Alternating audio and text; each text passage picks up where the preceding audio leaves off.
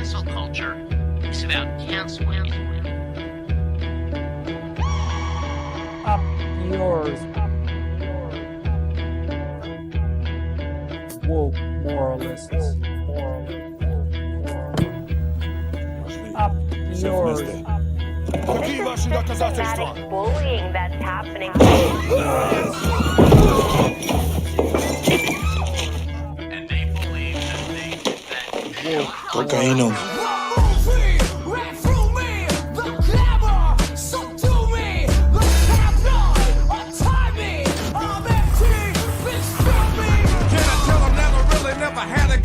But it's the wax that the Terminator X spun. Now they got me in a cell cause my records they sell. Cause a brother like me said, well, born like this, it's born like this, immaculate conception. I transform like this, perform like this, which yells you a new weapon. I don't contemplate, I meditate, then off your head. This that puts against the bed, this that I got realness, I just push, cause it's in my DNA. I got millions, I got riches building in my DNA. I got gunk, I got evil that rot inside my DNA. I got off, I got trouble, some heart inside my DNA. They seem animalistic is what I mean. No, they're worse than animals. The woke mob, they ruin everything. They stop Ben Shapiro from going to events and speaking. They stop Ann Coulter from doing it. I will never surrender even a single inch of ground to a pitchfork mob. You never cave to the mob. We will never bow to the mob. Ever. No matter what. Do you see the final expression of cancel culture in terrorist groups like We'll see who cancels who. They want you to comply. Hello. Hey. How's it going, everybody? It's going good. How are you? Doing wonderful. Doing Some reading. Do you guys hear? Do you guys hear an echo? I absolutely do. That's probably me. Who is that? Who is that? Well, the music's not me. I know that. It's Lance. It is? Yeah. Where's it coming from? Okay, hold on. I don't know. I see There's it now. Now that we have right? it There's an on. echo too. Am I just hearing that? There's an echo. Yeah. Hey, one sec. Let me Who lands out of here? There we go. Okay. Yeah, it's definitely Lance. Everything got fixed. We always have some fucking technical issue every time we launch the show. Hopefully everybody's having a great week thus far. Someone said in the chat, leftist audio. No, not leftist audio. Lance audio today. These two leftists didn't mess up anything. At least I don't think I messed up. In fact, I have a wired connection now, so I'm hoping that that's going to solve the problem of my drops. I was using Wi-Fi before, so I hope that everything will be copacetic now because it was driving me nuts. I actually bought like a long what is it called, the cord for the Ethernet cable. Yeah, and I have to set it up because I gotta actually like staple it to like the wall and go around the house to get it to this door. Oof. Because just get a power line adapter. That's what I did. What's that? You just you plug it in. So you take a power line adapter, you plug it into your wall, plug the Ethernet into your modem, and then you take another power line adapter, plug it into your wall, plug that into your computer, and it's basically like a hardwired connection. Wait, that's what I'm doing. Yeah, just look for power line adapters. They're pretty easy to hook up, and that's how I have the problem is my internet is not like the box is not in this room. Yeah, you could do that with power line adapters. What? Because mine is. So I'll send you the details after. I'll show you what I bought. Yeah, because it's very helpful because my modem is in a different room as well. So I couldn't connect it directly. I was using Wi-Fi, and that's why it kept dropping out. But now I just have it wired through. But how does the power line connector connect to your cable box? Like, well, you connect an Ethernet cable from your modem to the power line adapter, plug that into the wall, and then in the other room you plug a different one into the wall, and then plug the Ethernet into. How do those two connect? I think it has to be on the same circuit board, or actually, no, it doesn't even have to. I think it's better, but it connects just through like, I mean, I can't explain the technical side, honestly. It just kind of works. Somebody says power frequency. Yeah, it works for me. Yeah. And it's the same exact, equivalent of connecting straight to your modem. I don't think it's the exact same equivalent. I think it depends. I want it. It depends because it has to be on the same circuit board to get like I think the exact same. But for the most part, it's very good so far. Am I still echoing? You sound good. Yeah, there's no echo. Ooh, all right. We did Binder, it. you're welcome. I sent you all the viewers. That sucks. Between my YouTube and my Twitch stream, I had 1,000 people watching because everyone was so excited for the Epstein letter and leaks. Yeah, and so I was like, I don't want to throw them all away. And so I was like, I'll send them. I tried sending it to the Humanist Report and it said you cannot raid. And I was like, so I sent it to Binder. And then I just noticed. Holy shit! Thank you everyone for following my Twitch channel. It's like you sent me like on top of sending me like 368 people, you got me what 1, 2, 3, 4 like 24 new followers on Twitch. Well, there you go. The Hello, YouTube. Serfs I don't know how to viewers. rate on YouTube though, so I can't rate out on YouTube. Sorry. That's fine. Yeah. I hope the Serfs live stream treated you all well. Get ready to get fleeced. Yeah. Well, look, I already have the story ready because I know that's what everybody wants to hear about. This is absolutely wild to me. More crazy than the story is the spin that we're seeing from conservatives. So wait, what's going on here? We'll get into all of this. Okay. So the Wall Street Journal just haven't read it yet. Yeah, is this breaking to you too, Matt? I maybe, I don't know. What is this about? The financier Jeffrey Epstein. This is a brand new. I won't famous... I'll let Mike sell it, but let me just say there is a brand new letter, a love letter written from Donald Trump to Jeffrey Epstein, where he does a theater scenario and plays it out of the two of them telling each other secrets in the letter. So people might not be familiar with who's involved in this story. So just to get it correct, so everyone knows, the real estate mogul Donald Trump apparently has connection with the financier Jeffrey Epstein. Correct. It seems to be the case.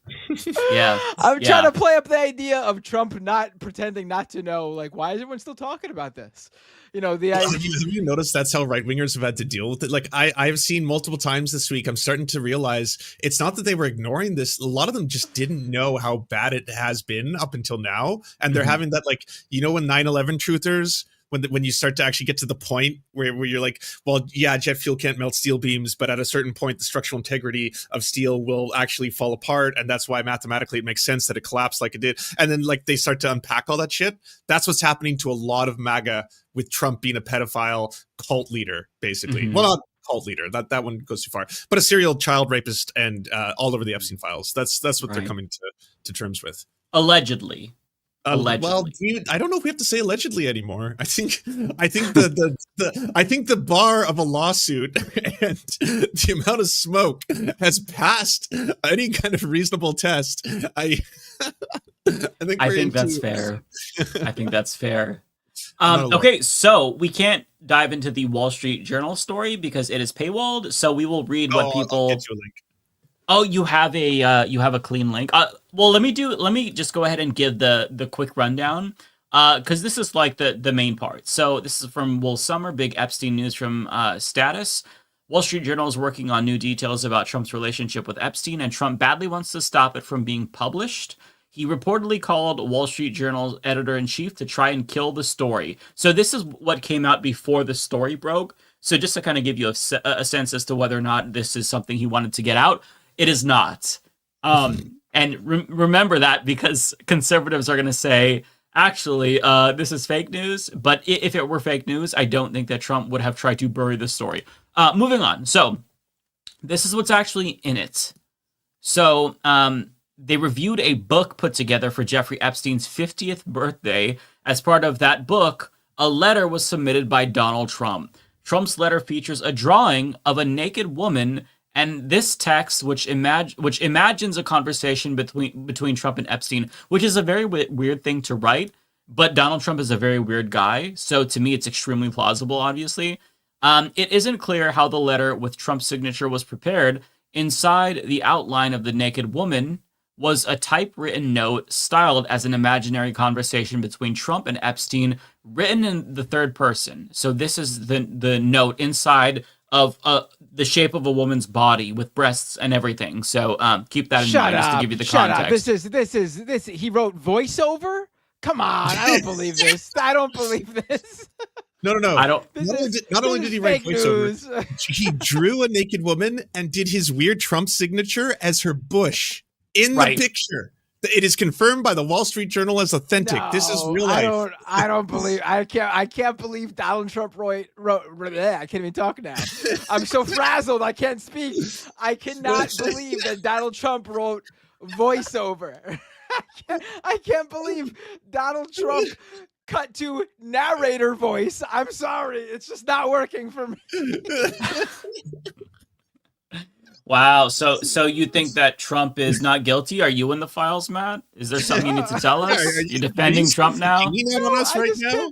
I just can't believe Donald Trump wrote voiceover. Was he trying to pitch Jeffrey Epstein a script for him to finance? Oh, I see. Like you're saying like... Yeah. You're saying like it's unbelievable, not that you think it's not authentic. Yeah, I trust Wall Street Journal's reporting. I mean, whether or not you agree with the Wall Street Journal's bent, when it comes to straightforward news reporting, their journalists are very good, and this is obviously going to be legit. Mm-hmm. I just can't believe that Donald Trump wrote the words voiceover and then a narration from the voiceover on top of also going back and forth between a fictional conversation between himself and Jeffrey Epstein. Well, that's the thing. I don't know if this is a fictional conversation. Maybe he's like recounting a conversation. The voiceover part is very weird. Regardless, there's so many yikes moments in this small paragraph. There's three of us here. And there's three characters in Donald Trump's script. I feel like Donald Trump queued us up here. Who wants to play who? I'll be the voiceover because I don't want to do Jeffrey Epstein. I'll be Trump. You be Epstein. Thank you. I'll be Jeffrey Epstein. Hey, you made the recommendation, buddy. All right, here we go. Let's do this. All right. All right. How do we start? Is it ends? No, end scene is the end of the skit. So I guess I'll just start. Okay. Voiceover. There must be more to life than having everything, the note began. Yes, there is. But I won't tell you what it is. How does Jeffrey Epstein sound? I'm not even going to try to do an Epstein voice. Nor will I, since I also know what it is. We have certain things in common, Jeffrey. Yes, we do, come to think of it. Enigmas never age. Have you noticed that? As a matter of fact, it was clear to me the last time I saw you. A pal is a wonderful thing. Happy birthday, and may every day be another wonderful secret. Oh my God. Enigmas never age. God. All right, now I know Trump wrote this because a pal is a wonderful thing is a very Donald Trump phrase. Yes. Exactly. It's a wonderful thing. Many people are saying it's the best thing you could have. And he's going to sound slightly different because this was a while ago, right? What is the voice you're going for? Doing Trump. It's the weirdest Trump voice I've ever heard. That's the best that I could do. I feel like you've done a better Trump voice before. It was beautiful. It was beautiful, Mike. Let me try it again, okay? I should have done the Mickey Mouse voice as Jeffrey Epstein. I feel like let's do it again, and I'll do the Mickey Mouse voice, and you'll do a better Trump. Here we go. And I have to say the Barney Frank tweet to get into the Trump voice. Otherwise, my Trump voice doesn't work. Barney Trump looked very disrespectful in his purple shirt, nipples protruding. Good. It's a little bit better. That's good. Can everyone keep in context, by the way, previously Donald Trump has said on the record that Jeffrey Epstein likes him young. He said that out loud, by the way. So the references here, I know a lot of people, like already JD Vance has tweeted out that this is not true. This would never, Trump would never say this. Charlie Kirk is trying to be like, I don't think this is real. This is not what Trump sounds like. Trump is saying it's fake news. Even Elon Musk is saying it's fake. Really? Yeah. Megyn Kelly, Elon Musk.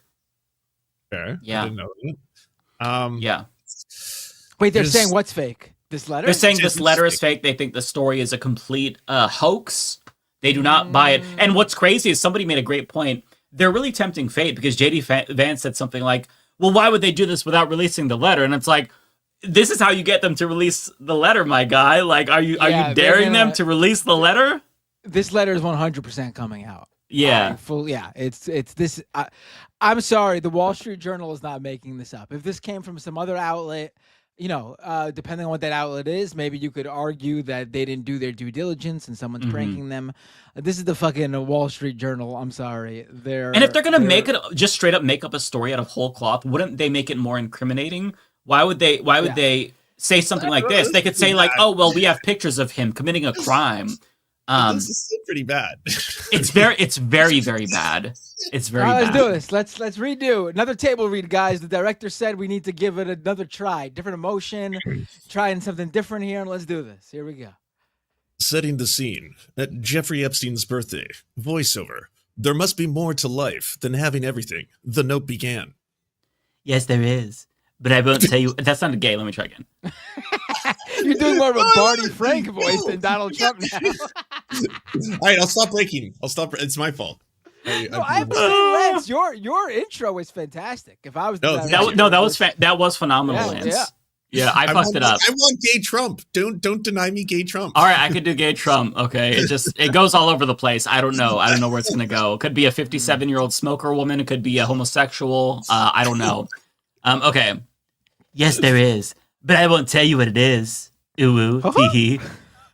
Nor will I, since I also know what it is. We have certain things in common, Jeffrey. Wink, wink. Yes, we do. Come to think of it. Enigmas never age. Have you noticed that? As a matter of fact, it was clear to me the last time I saw you, A palette's a wonderful thing. Wonderful thing. Many people are saying, happy birthday, and may every day be another wonderful secret, my friend. Nobody will ever know what we've been up to. I had to add my spin to, like, I don't know. I feel like it's just not enough for me to have my Trump voice, so I've got to talk longer. It's still a bad Trump voice, but I'm trying. What is that last fucking line? May every day be another wonderful secret? Like, are they trying to, do they think they're living like eyes wide shut or something? Like, it's so weird. This fucking it's insane to me. This open talk, like they're in some sort of secret like club of. I mean, I guess they were, obviously. That's what Jeffrey Epstein's thing was all about. Yeah. But they're openly talking about it.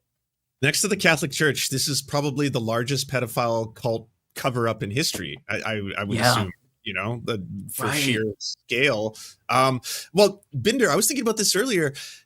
It has blown my mind all week how Donald keeps making this worse when at any moment he could have just easily given them any kind of a crumb. Been like, more files will come out. We'll talk about it. We've got other stuff to do. Boom. People forget about this in a week.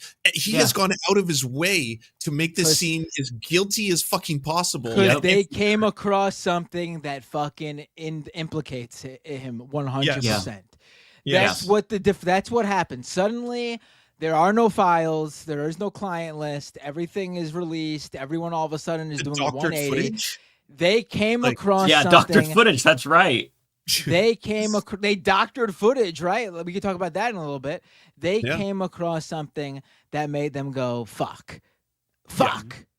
And they're doing. Did you guys? I thought this was ridiculous how viral this thing went, but it's a viral moment on the internet now. You guys saw that clip going around today from that Coldplay show where that a couple was found obviously cheating.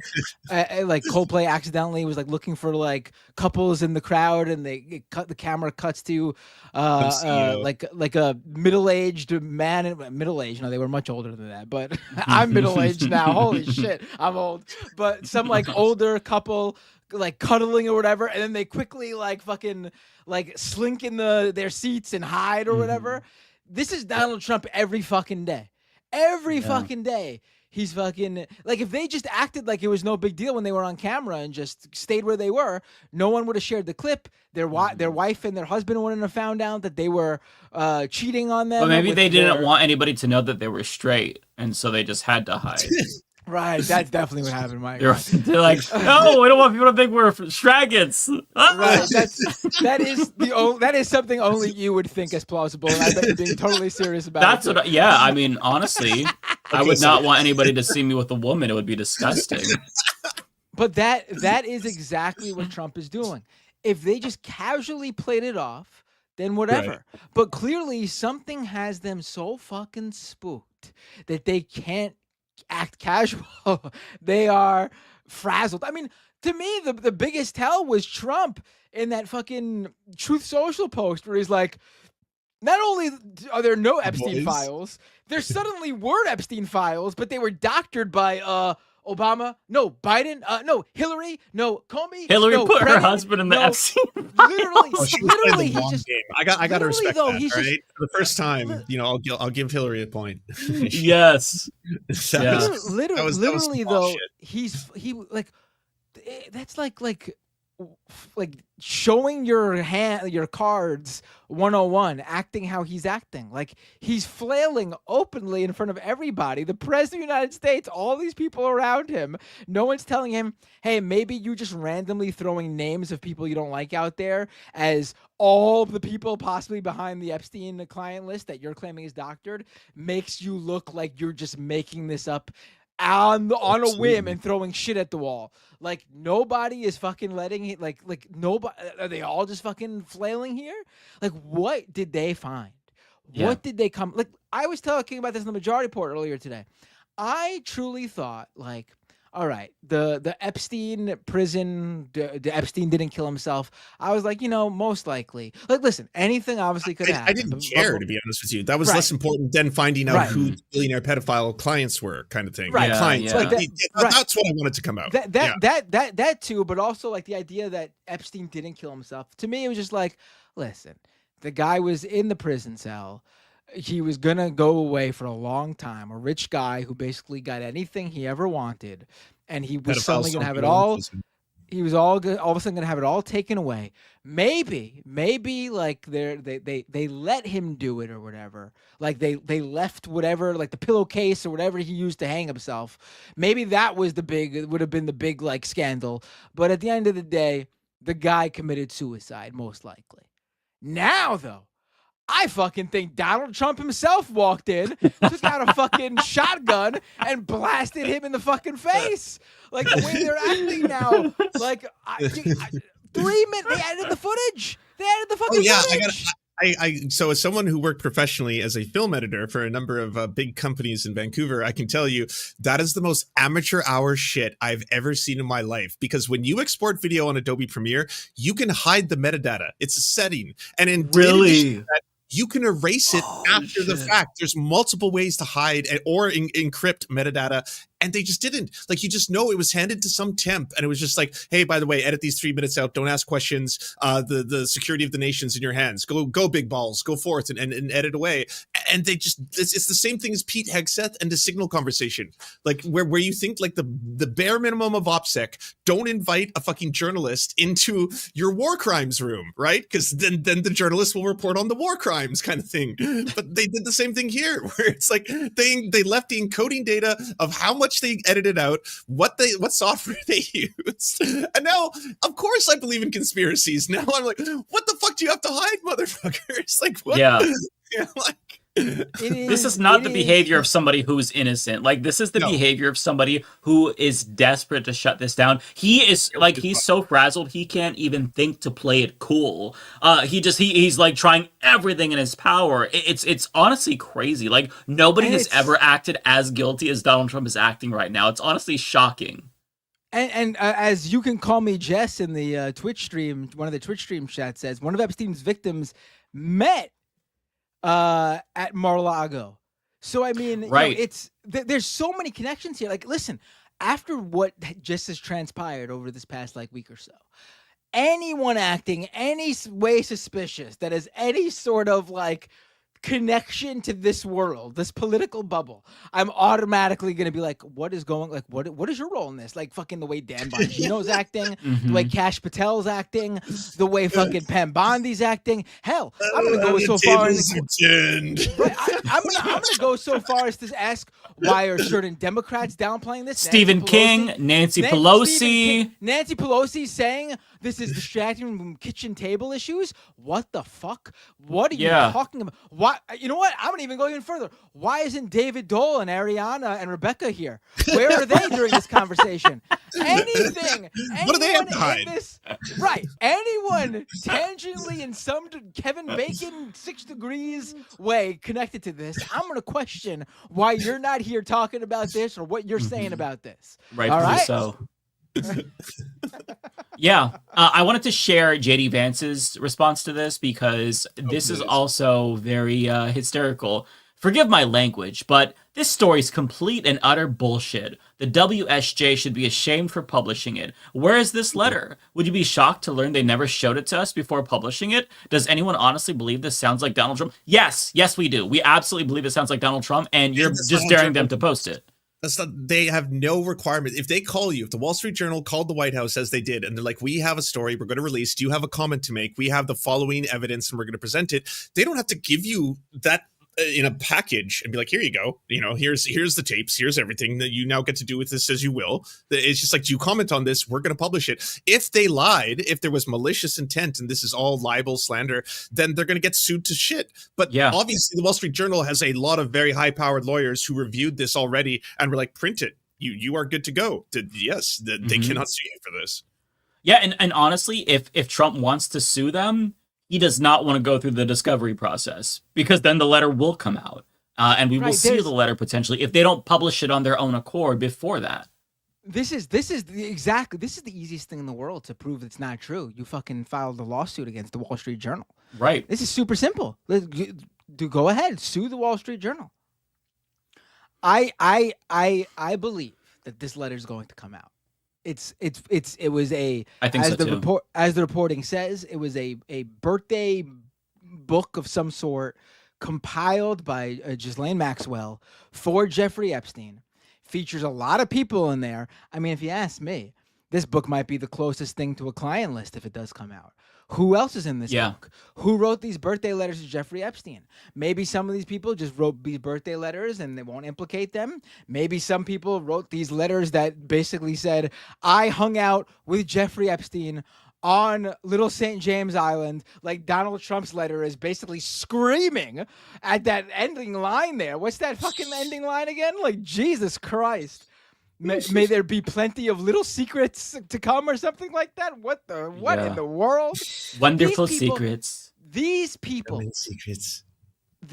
saw emails leaked by WikiLeaks from Hillary Clinton's email server, fucking talking about their pizza orders, what toppings they get, and concocted this fucking crazy scheme where the toppings referred to certain types of children they were trafficking, and they're not going to believe this letter where Donald Trump is all but saying, I was there with Jeffrey Epstein on Little St. James Island, got there via the Lolita Express, and we were raping kids. I mean, are you kidding me? This letter is more out there and forward than the fucking pizza order in Hillary Clinton's email server. I'm trying to put together a timeline, right? So Jeffrey Epstein was 66 years old when he died. He was murdered in 2019, I think, right? It was 2019. And so this was his 50th birthday. So this was around 2004-ish when Trump sent the letter. When did he say that he kicked him out of Mar-a-Lago for quote unquote bad behavior? Like, I'm trying to figure out when this was. Oh, right. So this was from 2003, 2002. People in the chat are saying, let me see when the breakup happened. So somebody says the letter is 2003, the breakup is 2002. I don't know if I can confirm that, but then that means Trump was lying based on this timeline. Let me see. Trump kicks Epstein out of Mar-a-Lago. So this is from 2020. Let me share the article here. Okay, let me see if there's a timeline. So he was banished from Palm Beach, Florida club, appears to have occurred months before Epstein pleaded guilty in 2000. So it appeared months before he pleaded guilty in 2008. So Trump was lying. Or no. Okay, I'm incorrect. So the timeline does line up. He sent the letter in 2003, kicked him out around 2007, 2008. Okay. Why did he? Yeah. Okay. Never mind. That checks out. I was following a thread. It didn't come through. We'll find a different one. We're gonna go down the rabbit hole. I don't know if you saw today, the other big story was that Trump is officially refusing to appoint a special prosecutor, which is what all of the right, even the people who are like in his camp, have been asking for, which is a very reasonable request, right? Like, for anyone who doesn't know, you effectively would appoint a special prosecutor, someone who's supposed to be an impartial actor who can do this in the background, because Trump keeps trying to be like, we're doing so much important work. We're making so many Mexican kids cry. We're making concentration camps. This is beautiful. You love it. You don't want this to stop. Stop talking about Epstein. And so that makes total sense, right? That a lot of people want to just, okay, but they can't let this go. It's become like a really central part of their entire personalities. People have like lost their families. People have gotten divorced over the QAnon shit. And Epstein's at the center of every one of the conspiracies, Pizzagate, QAnon, you name it. So they won't let this go. So appoint the special prosecutor. Trump today refused to do that. And again, it's one of those moves where I was like, if you just gave them a crumb instead of writing a Truth Social where he made fun of his own followers, where he ripped into them and saying that they're believing the fake news and then blah, blah, blah.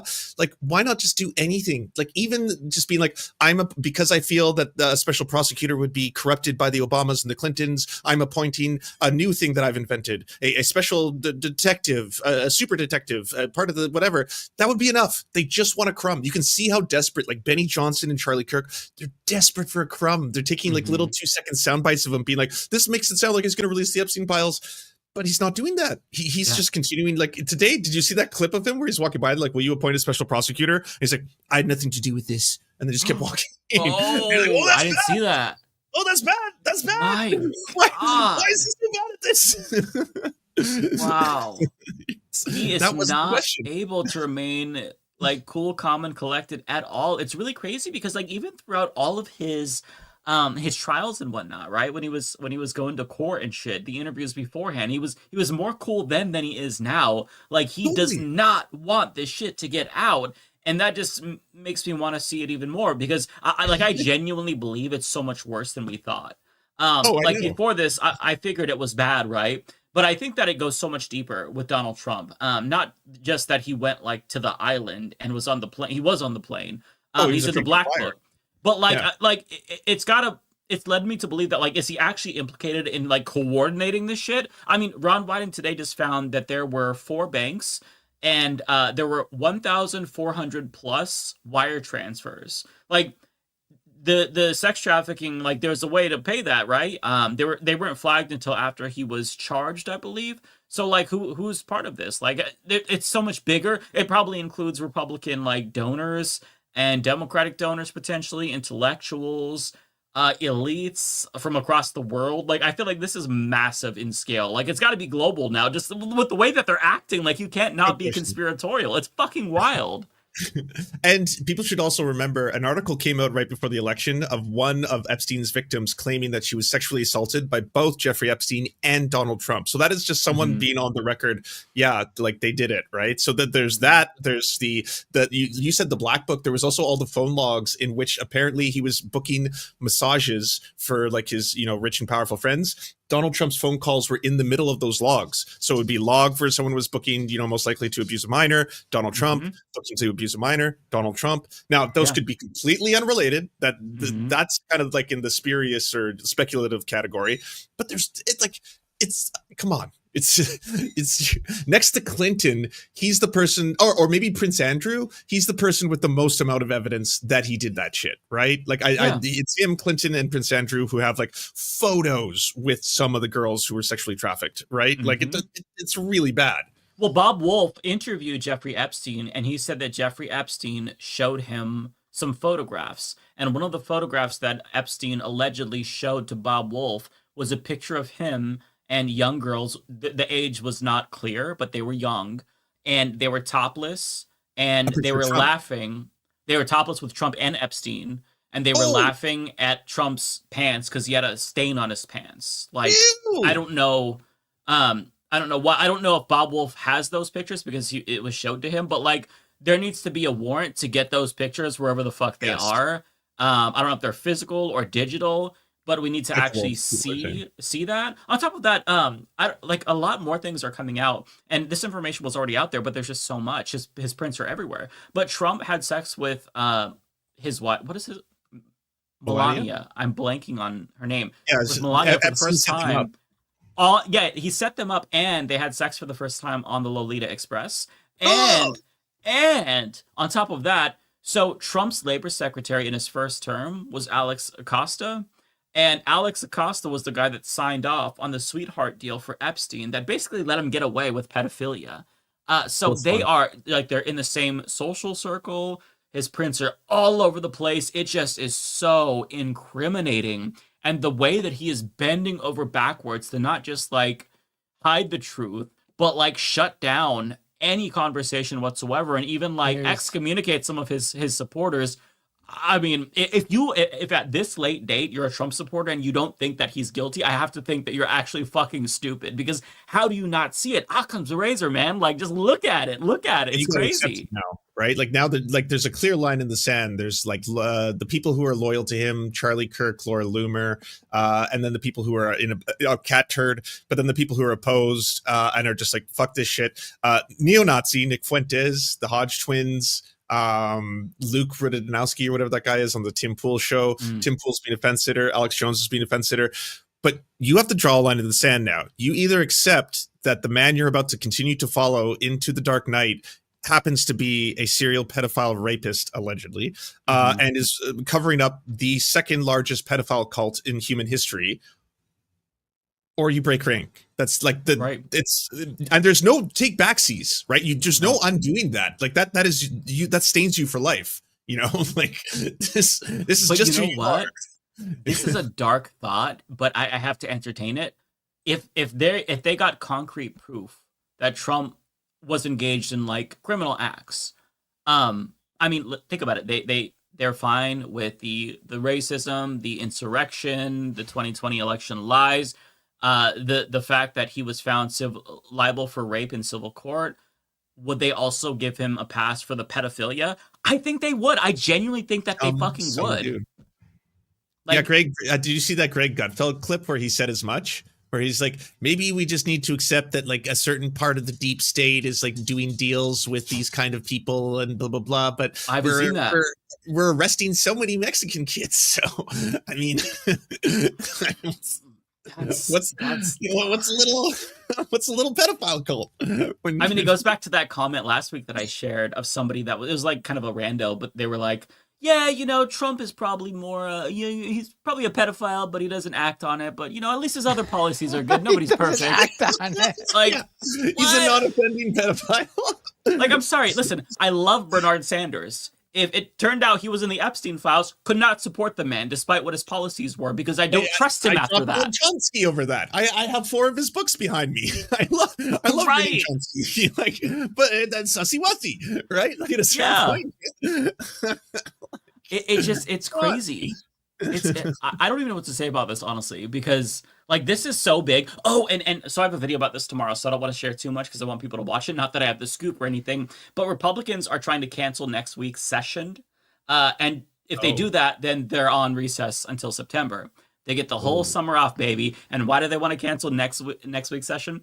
Because that's when the floor vote is supposed to come up, assuming that Thomas Massie and Ro Khanna's dispatch petition goes through. They will all have to vote, and there's like about 12 Republicans anonymously telling Politico that they are pressuring leadership to cancel the fucking session next week because they don't want to have to vote against the release of the Epstein files and then be hounded all summer by their constituents. They're hoping that they can come back in September not address it, and then they'll be over it by then. That is literally what they are telling reporters anonymously, which is wild that they would share this shit. But like they're basically admitting, at least 12 Republicans, the ones that they spoke to, are saying, yeah, we're not gonna release the Epstein files. And there were already Republicans, I think it was like 7 on the Rules Committee, that voted against it, Virginia Fox and others. So it's crazy. They do not want this shit to get released. It's not just Donald Trump, it's Republicans. Part of that could be explained by them just not wanting to piss off Donald Trump, since he's adamant that he doesn't want this to get out. But also, I have to question, like, well, what do they know? Do they know about the connections? Do they have donors that are implicated? Like, there's just, we don't know how far the rabbit hole goes. But based on like everything that's coming out already this week with the bank transfers, with Ron Wyden, and now this story from the Wall Street Journal, like, you just have to assume this is way bigger than any of us ever expected. Bank transfers. Wait, hold on. I missed some of this. Can you explain? Because I've been sort of this past week or so, family stuff, sort of offline for the most part, just tangentially following things. What's the deal with the bank transfers and what Ron Wyden was talking about? He found, there's an article about this in the New York Times. I'll also talk about this tomorrow. Somebody says Congress already killed the vote. Okay, interesting. Just moving along quickly. Wow. I don't know if that's true. I'll have to look it up. But there's bank transfers that let me try to recall the article. So there's 4 different banks. They did not flag over $1 billion in suspicious activity until Epstein was charged. And so there are 1,400 plus bank transfers that are not being investigated, and Ron Wyden is trying to basically start an investigation based on that. Because, I mean, Epstein had to have paid for fucking, or got paid for sex trafficking and paid somehow, right? So all of these suspicious bank transfers between potentially more than 1,000 clients, maybe hundreds if they're repeat clients, like, that needs to be looked into. Who was the money going to? Maybe it's not necessarily criminal, but all these transfers, and they're flagged after the fact, where the bank's implicated. There's just so many fucking questions about this, and it all smells stinky to high heaven. But it's like, this is the real conspiracy here. Like, all these other conspiracies about, like, them putting microchips and vaccines and chemtrails, motherfucker, this is the real conspiracy theory. Like, this is the real one. You found it, MAGA. Like, don't let go. And Trump's implicated. You have to reckon with that fact. Trump has posted on Truth about it, if you want to read it. I sent it to the chat. Oh my God. I'm sure it's going to be not incriminating at all. Very reasonable.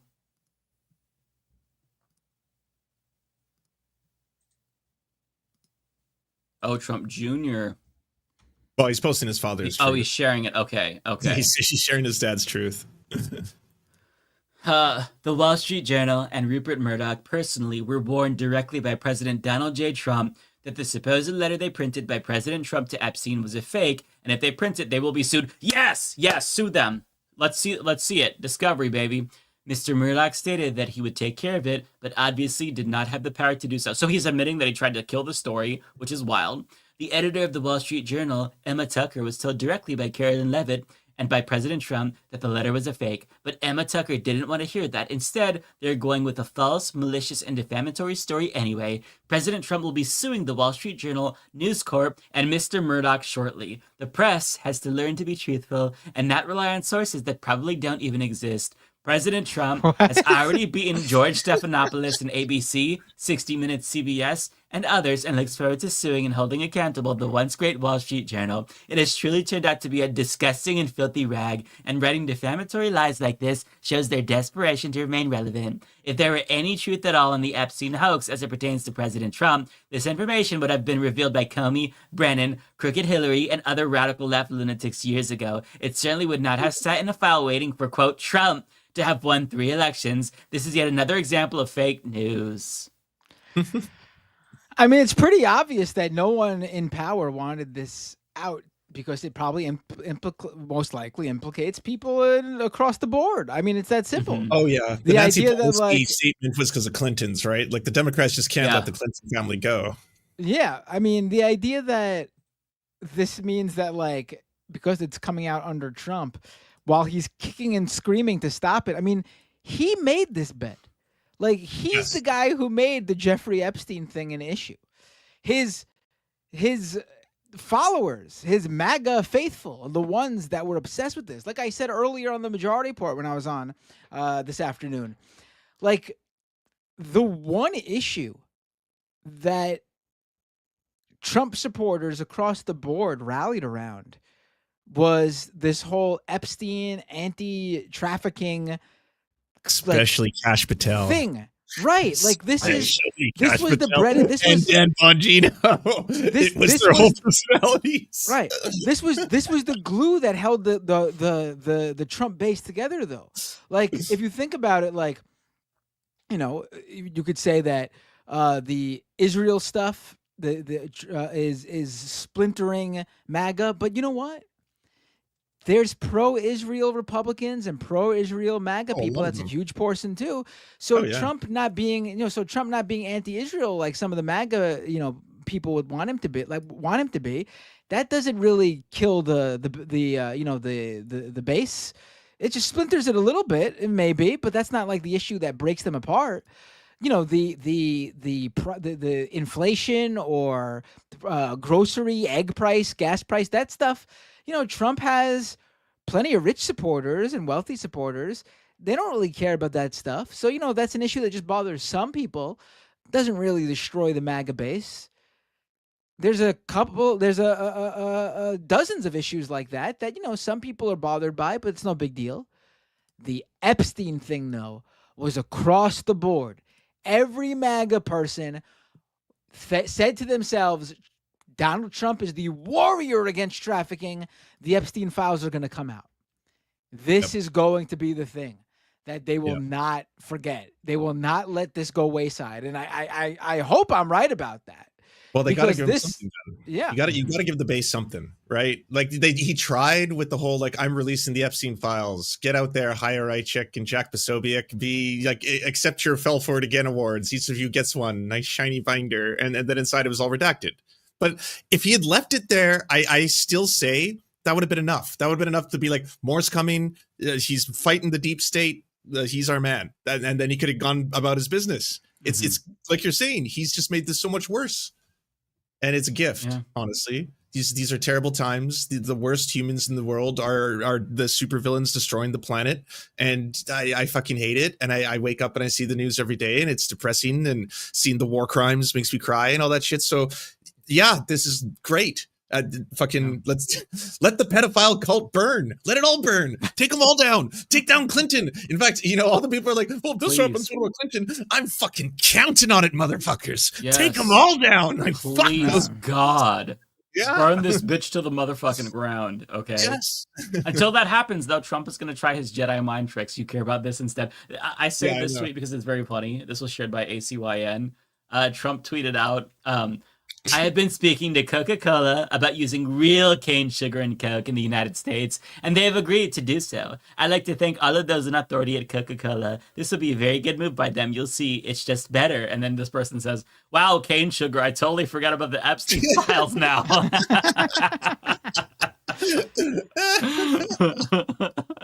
So, I mean, he's trying as hard as he can. And the dangling this, the candy in front of them, the squirrel, it's just not fucking working. Rosie O'Donnell, did you see that one? I forgot about that one. I until you used it as a distraction. Again, I was like, Rosie O'Donnell, why the fuck is he denationalizing Rosie O'Donnell and kicking her out of the country? That's so weird, man. Oh, right. I forgot about the feud. Oh, these are the classics. We're getting all the callback. And does the base really want, care deeply about Rosie O'Donnell losing her citizenship? Over the Epstein files? Yeah. I will say, though, there's nothing that trumps the Epstein files. There's nothing he can feed them, like Comey, stolen election, Russia hoax, none of it. You can't beat the Epstein files, man. Mm-hmm. It's the final boss. I love that he thought that he could be like, no, this is like Russiagate, and then conservatives would be like, oh yeah, I don't want to be like the Democrats who champion Russiagate, so I guess I'll stop. Like, he did not think this through very deeply. Oh, that hurts. Yeah. Oh, so I'm the Democrat? You're the Democrat. You're the one fucking children, Trump. Like, that's what they should say in return, right? Because they believe in QAnon, right? Speaking of Democrats, I do have the clip of Nancy Pelosi. This is infuriating as fuck. But listen to what she has to say about this. Whether it's Jeffrey Epstein or Alcatraz, it's all off the subject of what they're doing with this budget that is harmful to the kitchen table, meeting the kitchen table needs of the American people. I want to make sure I understand what you mean when you say distraction. Do you think that Pam Bondi going to Alcatraz is meant potentially as a distraction from Epstein, which has not gone over well at all with the president's base? No, I think they're both distractions. I think whether it's... This is the dumbest political move ever. It's going to go down in history as one of the biggest political fumbles if no one else capitalizes on this besides AOC and Ro Khanna. The only two people who have been making very outwardly powerful statements. If you fumble this one, you will, like, how is anyone ever going to trust you again? This has been delivered to you on a platter. It's the easiest win in the world. Everyone will get behind, unless you want to protect the Clintons. Right, because you can easily see, like, you can fan the flames of division as much as you can, cynically. Yes. But yet she's saying, no, this is a distraction. What do you mean? Like, if you care about the kitchen table issues, Trump is right now fighting his own base. Isn't that good? Don't you want him to be hindered so that way he can't pass his agenda? Like, if this is a distraction, then it's good. We want him to be distracted so he's not doing other fucked up things. But also, there's substance here. Does Nancy Pelosi not care about the people who were fucking sexually assaulted by Jeffrey Epstein? There's over 1,000 victims. So that makes me question, Nancy Pelosi, what do you know about the Epstein files? It's true. It's true.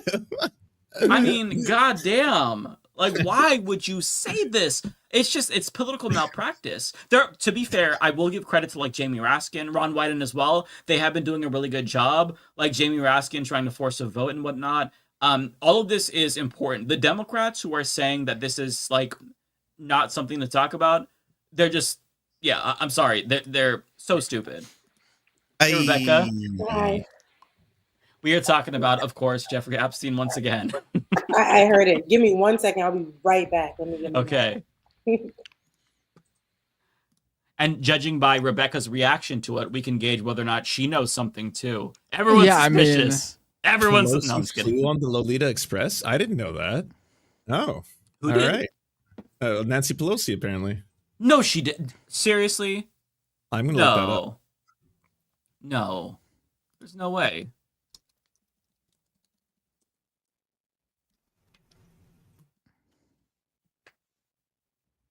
What the fuck was that? Like, what did Nancy just say? I'm what?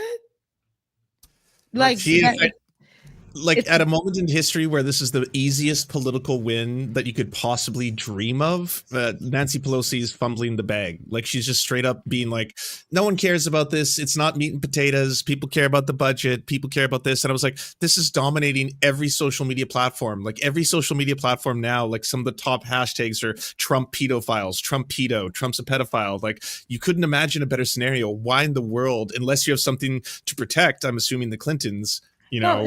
So of course. And then also just her saying the two main things that are actually big topics. Not only are they big topics, they're very important ones, right?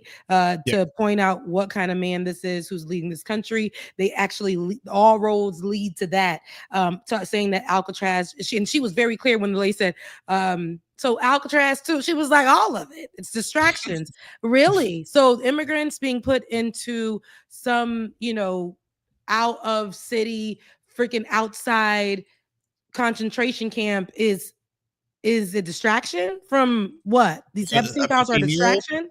That was put in there for 3 days, a 15-year-old. Like, you could easily a 15-year-old people on that. That's horrifying. So we're saying that this is a distraction from what? This is what's happening right now, along with the other things. These are the things that are happening simultaneously. I know it may seem so big to this lady who these issues, this lets you know that, this is what I was saying, these issues are never like huge issues for those people, for those Democrats, for those people who are leading. They're not true issues for them. So it's not on their radar. It's not what they care about. They're talking about the simple, easy, rolling off the tongue rhetoric that they always been talking for years. But these are the serious issues. It's not just what y'all just get up and think that this is the same thing y'all been talking about for 100 odd years while sitting in the seat doing nothing about it.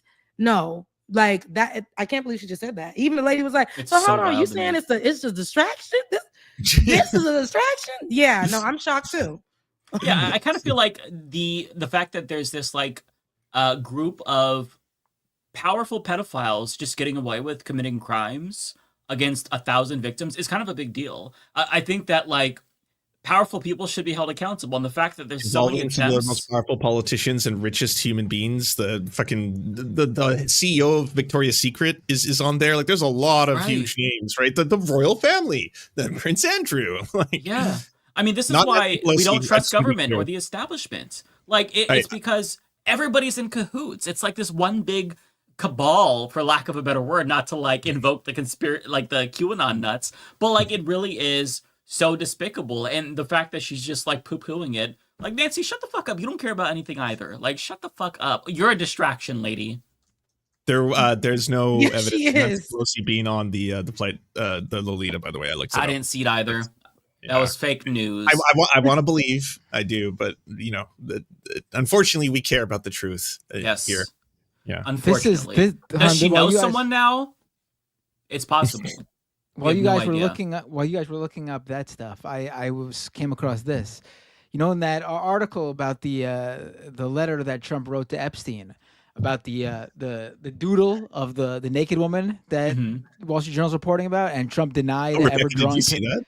Have you seen the leaked letter? Do we need to No, reenact it? not the letter itself. The description of the letter. No one's seen the letter yet, as far as we know. Right.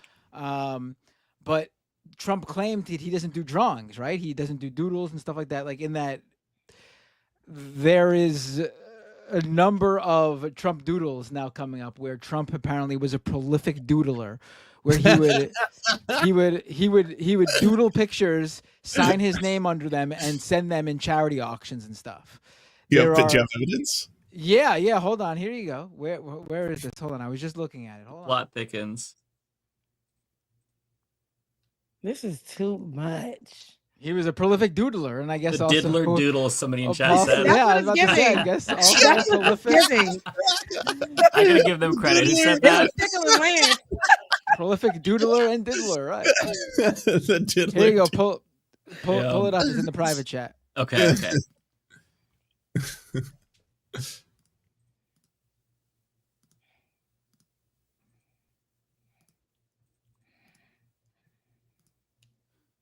Oh wow, that's a doodle.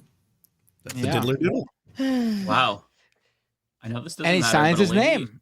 in Ohio solicited doodles from celebrities to auction for charity, and in 2004, she said that Trump was You always literally the guys. first to send in his drawings. You guys. Wow. Wow. Actually, if you look like zoom in on that on the skyline picture that he drew. Like, if you Got look, very like, Hitler energy. but look, in but terms of look at art. the, but look at He's the like little. a Hitler-esque. What are we painter. looking at? What are we but- looking at? I want to see what Mike sees or Matt sees. What No, we but see. look at the little people he drew. Like, it's just squiggly like outlines. But does that not look a little bit like the description of how he drew the outline of the woman in that letter? Like, look at right. I mean, the lines.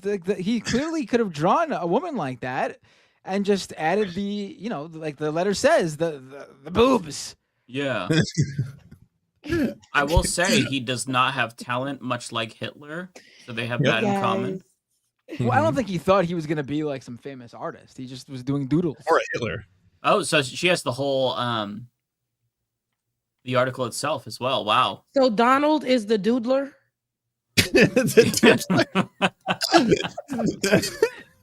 Is he? Oh, There's another one. There's another one he doodled. Another skyline. There's a few skylines. Trump Another- loves yeah. doodling skylines. I gotta bookmark this just to because this whole So thread- just to put them all What's the together, screen and Yeah. so when it does come out, when the drawing of the lady comes out, and you put it all together, and Oh, forensics teams will be able to match the art style perfectly, the signature. Yeah. they'll have- compare notes. Oh yeah, it's authentic for sure. these are multiple doodles with his name. Wow, he's a prolific doodler. I don't like my the word God. doodle today. I just Wow. it's that's crazy. Damn, Betty White drew this apparently. At first, I Yeah. thought it was Trump, but no, that's Betty White. I was gonna say like this is actually him improving a little What bit. is but going on here? Is this what they're doing? And then people just purchasing they little Yeah, why would you doodles. buy a doodle from a fucking celebrity? Or Like I me. get that they're People- optioning it, but People can't do you, crazy. like, People love doing crazy things. You know. this is a quote More money art than sense. piece created by Trump. Oh, thank you. Beautiful art by Donald Trump. He elevated from the time before. Wow. Yeah, I never wrote a picture in my life. I don't draw pictures of women, he said. It's not my language. It's not my words. Yep, he drew a lot. So, seems relevant now. I'm gonna boost I'm that. dying to know. Let's see some more Trump doodles. I want to see these doodles.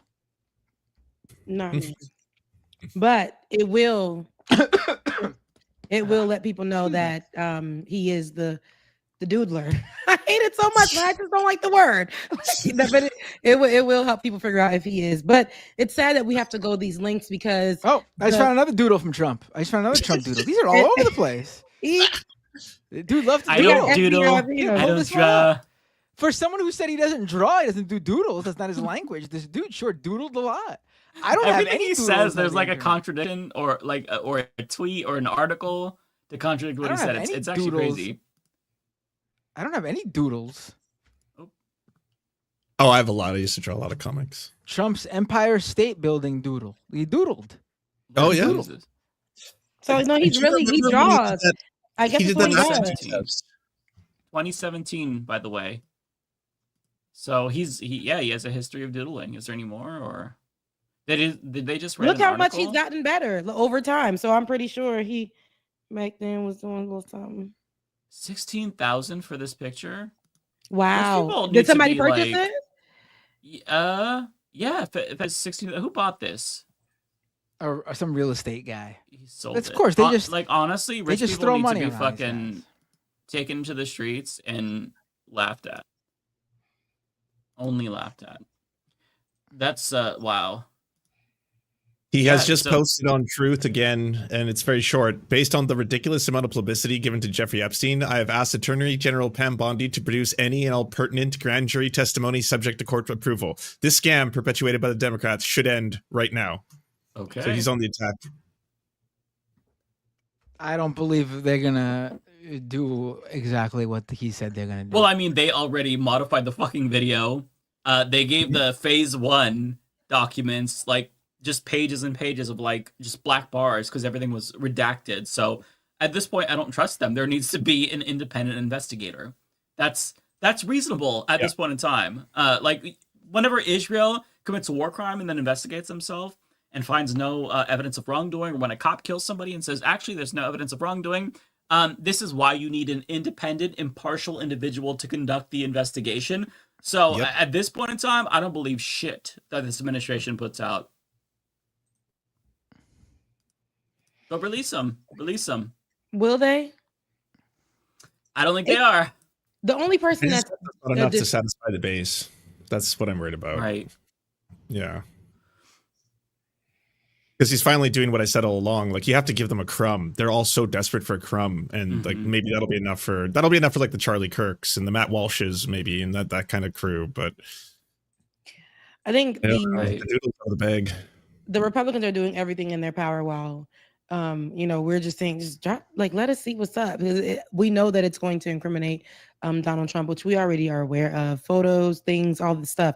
Now we're resorting to doodles, but like we gonna be the FBI while the Republicans and conservatives and people who support, especially these white rich people who support Donald Trump or just the lifestyle, are going to make excuses or try to divert attention. But it's not what Nancy Pelosi said, which is such the dumbest thing, like, isn't the truth though. Their distraction is not alligator Alcatraz or alligator Auschwitz or whatever else is going on that is actually important things, but these people don't give a damn. They trying to bleed everybody dry. They really want to hurt people. Those are not distractions. Those are part of the plan. What Donald Trump is, him coming on and getting on anytime he gets an opportunity and is asked any questions about the Epstein files or whatever, his deflections just include, it was Obama. Yep. It was, so it wild was, to you me. know, it was them boys. It was Joe Biden. Like it was, that's deflecting, that's distracting. But everything that he's doing to hurt people is working as it should. Those are not distractions. Those are things that he wants in place. And for her to say that is really, like I said, it's sad to see. The real distraction is anytime Donald Trump comes, whatever he's saying as deflection. I don't even think they're doing any distractions for real, because Republicans are keeping the conversation too, but it's just different. It's just like, boys being boys, like, or you know, like, well, come on, who didn't do a little cocaine and touch on some little girls? Like, you know, like they're keeping the conversation alive by giving it excuses, or God already forgave Donald Trump. You know, that's what they're preaching on Sundays. So they're making sure that, because it's in the news, it's something that's everywhere, very newsworthy right now. So everybody is staying on top of it. They're not ignoring the conversation. They're just kind of flipping it, rewriting history with it. So yeah. Well, isn't it crazy that Trump is trying so hard to like change topics that he's even letting them publicize the fact that he was diagnosed with what was it? It was, so I have the article here. It's called chronic venous insufficiency, which is a vein condition where it doesn't. Oh, I saw this, right? The blood. It was something I into read your that it was heart. like stopping his blood or stopping something to like something about that. Apparently it's not gonna kill him. So it's not like a severe thing, but the fact that they would show this or like release this and just admit that he has this is actually evidence immediately. To me Now that, that's distracting. Okay. Now his that ankles, is, that's wild. Yeah, those are, I think he like something's happening there. You know, when they get older, the ankles get a little thicker, something's off. And then people were assuming that what was attached to his hand, they tried to put makeup Rebecca's on top Rebecca's calling Trump thick. I mean, those are cankles. They cankles. But you know, I didn't want to say, you know, all the things, but yes, those are, look at everybody else's ankles in it.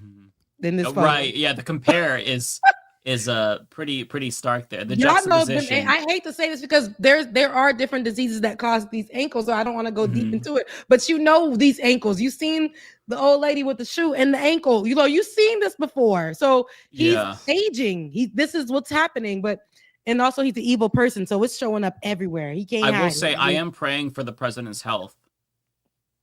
You are so something else. But then on his hand, he had the, people were saying, you know, they put the makeup on there. Clearly it was like tape and then some makeup or whatever to cover up whatever was on his hand. But people were saying that, oh, is that a catheter that's connected? You know, that they try to paint, but that's not what that was. People were upset that it wasn't that either. So something clearly has been going on with him. I don't know if it's just what they put out, but clearly if this, we know, because we've already dealt with this in the media with previous presidents. I mean, the simplest thing as former President Obama wearing a tan suit, that was an abomination. Like that was a whole thing. Then you got Joe Biden, couldn't remember things, and we knew that his health was declining, and we know he's an older person. But even with him on, you know, in the debates, and they're saying he can't remember, he's stuttering. The Republicans made that such a big thing. And here we have, you know, Donald Trump. We can see his health is declining. I feel like he shouldn't even be answering questions alone. When they be asking him anything, the man says anything, and it's like, okay, that's not really Trump's hot takes. It's not, he's not really Swifty anymore. He like, it's quick to just go to, oh, it was Obama's, and I'm like, oh, he's not quick with it no more. He a little slow. We're seeing that happen, but we're physically seeing the other things, and they wanted to just give that out there. Democrats ain't mad enough. They not put, y'all should be raising hell the way that other people was raising hell, but they're not. Remember, like they kept on to the point where all of us were saying Joe Biden needs to just sit down now and make it. Everybody made it a thing, but I don't think we're making it much of a thing right now with Donald Trump. Clearly that man is old, unhealthy. We know first of all, he's not fit to serve for a lot of reasons, but he got to go sit down. Ankles is not ankling. Oh, he's at Biden tier now. Did you see the other day that he was at a tech conference and he started telling a story about how his uncle taught Ted Kaczynski, the Unabomber, and he had all these like stories related to how that was and what he was like as a student, and he was just telling all these stories when Ted Kaczynski never went to MIT, and his uncle died in 1985. All of it was made up, like start to finish. And it'd be one thing to get like a name wrong, or you misspell the word potato, or you do the Howard Dean like "Pyaw" scream that everyone like laughs at forever. But he was saying full on stories that are just fabricated in nonsense. Like he has lost his mind at this point. And people just letting him go on with it. They're just like, all right, yeah, that's okay. Yeah. Why would you like? He's a compulsive liar, so you probably can't help it. But why would you lie about something that people can verify? I don't understand that. These days, especially. I mean, part of it is he knows that his base doesn't really care. And we were saying earlier, Rebecca, like it's dark, but like I think that in the event we were to get concrete evidence that Trump did commit crimes and like is a pedophile, like the base would excuse it probably. Like they would look past it, right? Like is that not a crazy? Like that's not crazy, right? Do you agree with that? Like I think that they would, at least most of them. Like yeah, he's a pedophile, but you know, he's deporting immigrants. So yeah, there's certainly some of the people who are already like that. I mean, but I don't think it's as large of a group of people as he thought. I don't think you know that's why he lies, because he knows that his base will just believe him. But then on the Epstein thing, he's coming across something where finally there's a significant number of his base going, "Hey, wait a minute, this doesn't sound right." And they weren't prepared for that. Well, I mean, they're already kind of owning the fact that they're Nazis. At least Greg Gutfeld and Fox News is. So maybe they'll just own pedocon theory. Yeah, did you guys see this clip? This clip honestly I made heard me feel about so it. I haven't seen it. Fucking crazy. Gross. Yeah, this is. I mean, we've just devolved as a country. This is on, I think, Fox and Friends. And this commentary is fucking insane, honestly. I'm just going to play it with no explanation. You'll see why it's wild. This is why the criticism doesn't matter to us when you call us Nazis. Nazi this, Nazi that. You know, I'm beginning to think they don't like us. You know what? We don't. I've said this before. We need to learn from the blacks. I've seen the this. way they were able to remove the power. The way he said that was intentional, by the way. The blacks. And he was the blacks. Yeah, he's a fucking plantation owner. Come on. It's really, absolutely. It was hard ER on that. Very hard. Yeah. Yeah. So, and it's not subtle at all. He thinks he's being cute, but it's not subtle. From the N-word by using it. So from now on, it's what up, my Nazi? Hey, what up, my Nazi? Don't piss me off, because I watched this on mute and I was reading the caption. Nazi, please. Thank God you did a hard eye there. What does it tell you, though? Oh, I know. Now I have to really dig deep into this. This is I seen this on them, mute, Rebecca, and I was reading the them. caption. And now that I'm hearing it, the sound. Now I really gotta do a video on that. No, absolutely no. Absolutely not on my watch. They think it's not. It's hilarious to see, but at the same time, they think that because when I read it and I was reading the caption or whatever while I was working, and I was just like, oh, okay, they this is one of those Republican conversations. But even hearing it, they're saying nigga and they're not saying it with the A. They and then this joke about, first of all, just joking about taking Nazi back, the word in itself is crazy, because we already know what the history behind they're Nazis. Yeah, that's not, no. You know, when they call people niggas, it's because we're black. That's really, so Nazis has a very, like, you really want to be associated to being a Nazi, and then you're not even trying to make it a positive word. You're just trying to put that on, be okay with people calling you that. You a dictator, you a murderer, you're a racist, you are somebody who is the king of genocide. That's what you want?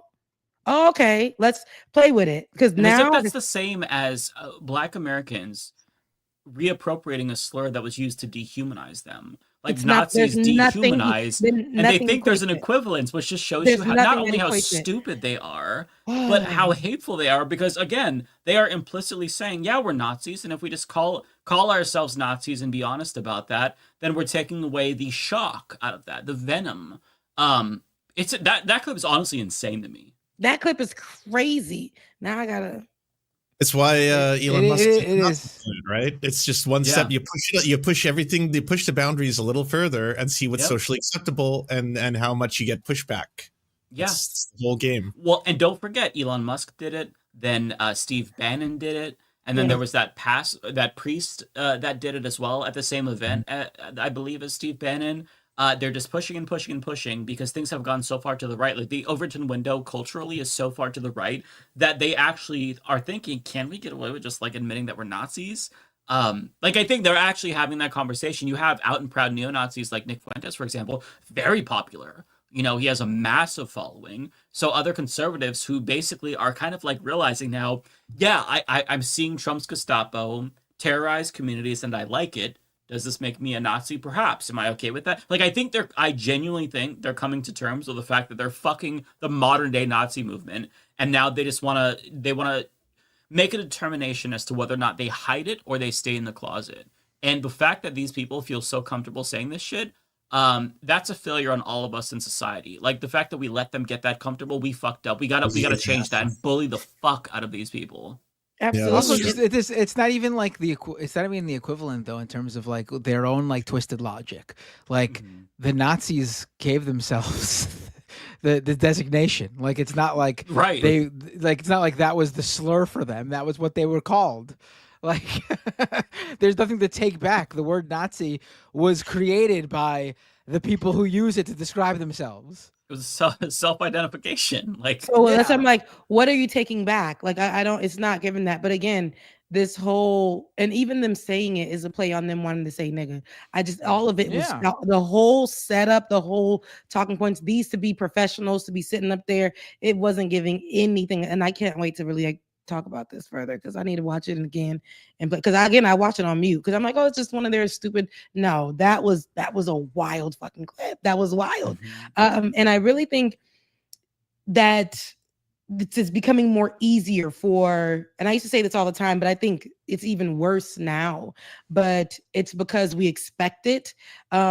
Every day, this is becoming more normalized for our white leaders, our white professionals, your lawyers, your doctors, your news reporters, your mailmen, the people that work at the front, the rental office, all kinds of things. The people that are supposed to be your police officers, they are all now comfortable wearing their KKK hoods to work. They're all now comfortable bringing the conversations that they're having in their white households, at their white racist households at the table, and bringing that to work and bringing that energy to work. And in 10 years from now, the photos, the videos, they're going to be the same way we see people's grandmothers throwing rocks at little black kids going to school. It's going to be that, and they're going to say, "This is on video." This is on video with their name clear as day, them just kikiing about it, having conversations, and they're going to be on the wrong side of it all. But this is, we're just really, it just feels so reverse. Just, people are just so open because they feel protected by the leadership now.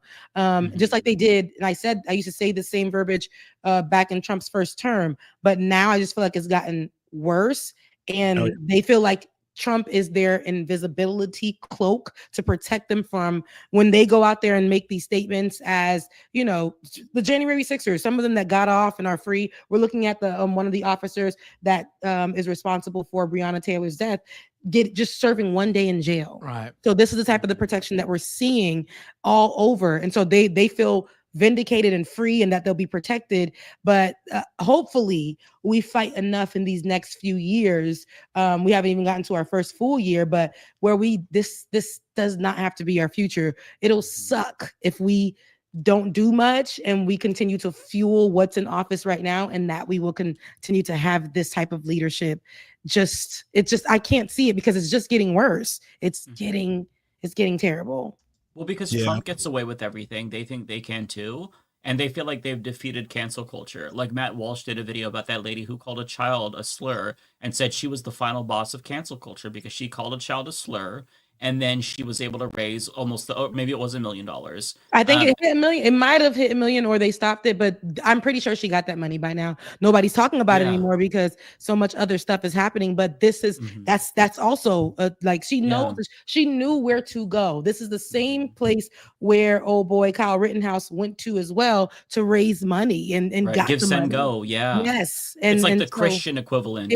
Yes. GoFundMe. Yes, it is. And it's very Christian. It's very the evangelical. yes. How but Christian. You gotta say the typical evangelical Christian. So you know that who they protect and what they go for. Again, these are the same people that make sure that every single Sunday that when they're preaching their word, they're gonna put some politics into it, of course, and they're going to make sure that it leans on the side of Donald Trump and how he should be protected and how God has him as our leader. And even though that man has denounced Christianity every which way in turn, holding the Bible upside down, saying he don't go to church, but the fact that he just said, I will protect the church and I will fix the election so that it reflects for y'all white evangelicals to make sure y'all still get y'all money, y'all still do what y'all need to do, lie and get money.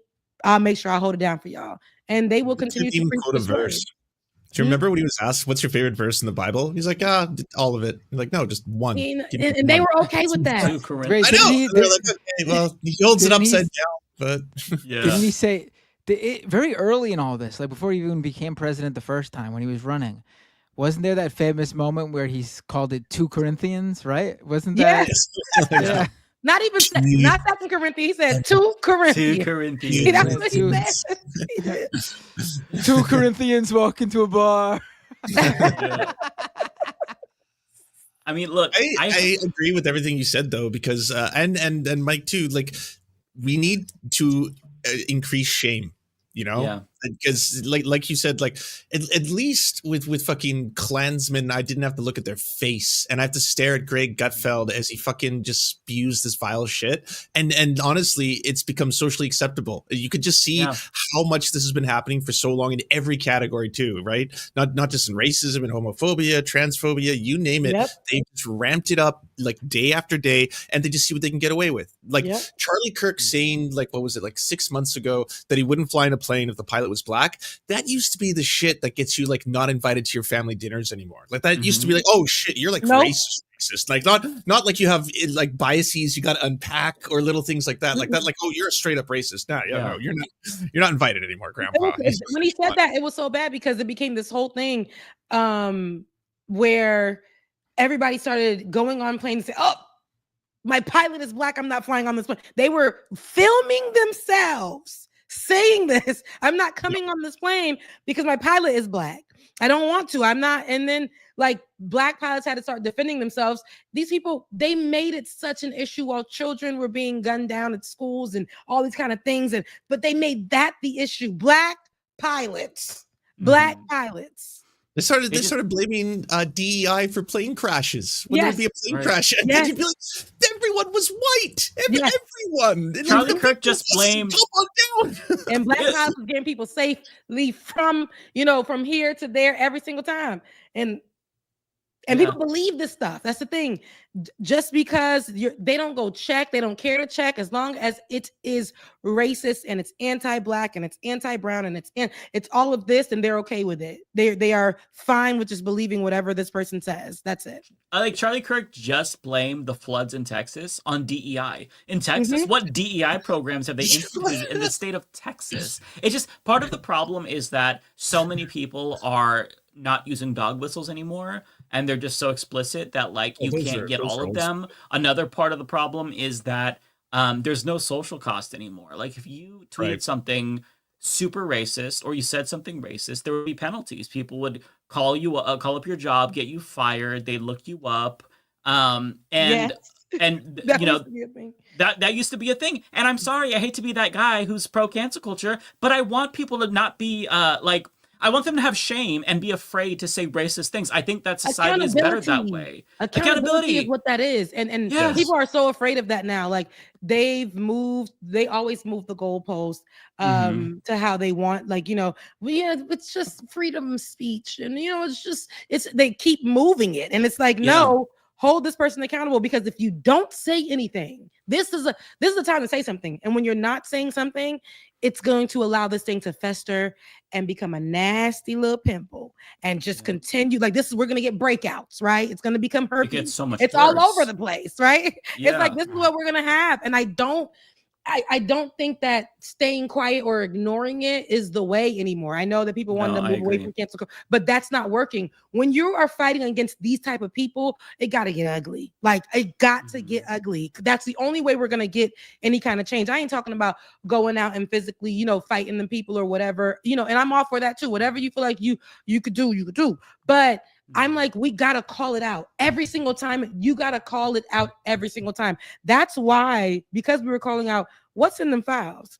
Drop the files. Let us see the files. Let's see what's going on. That's why we got cankles. That's why we got photos of cankles right after, right? We was pressuring them so bad they gave us cankles, right? Like, because we were also talking about what is that though? What is he actually sick? Is it a thing? Yes, he is, but they were never going to say anything. We were like, give us the files and let us know what the hell going on with Donald Trump. They gave us cankles, so we got to continue to pressure and put the pressure on everybody. I don't care if you're a Democrat, I don't care if you're a Republican, but everybody should be held accountable, because we got to make you feel shameful and uncomfortable if it's because we put you in office to do a job.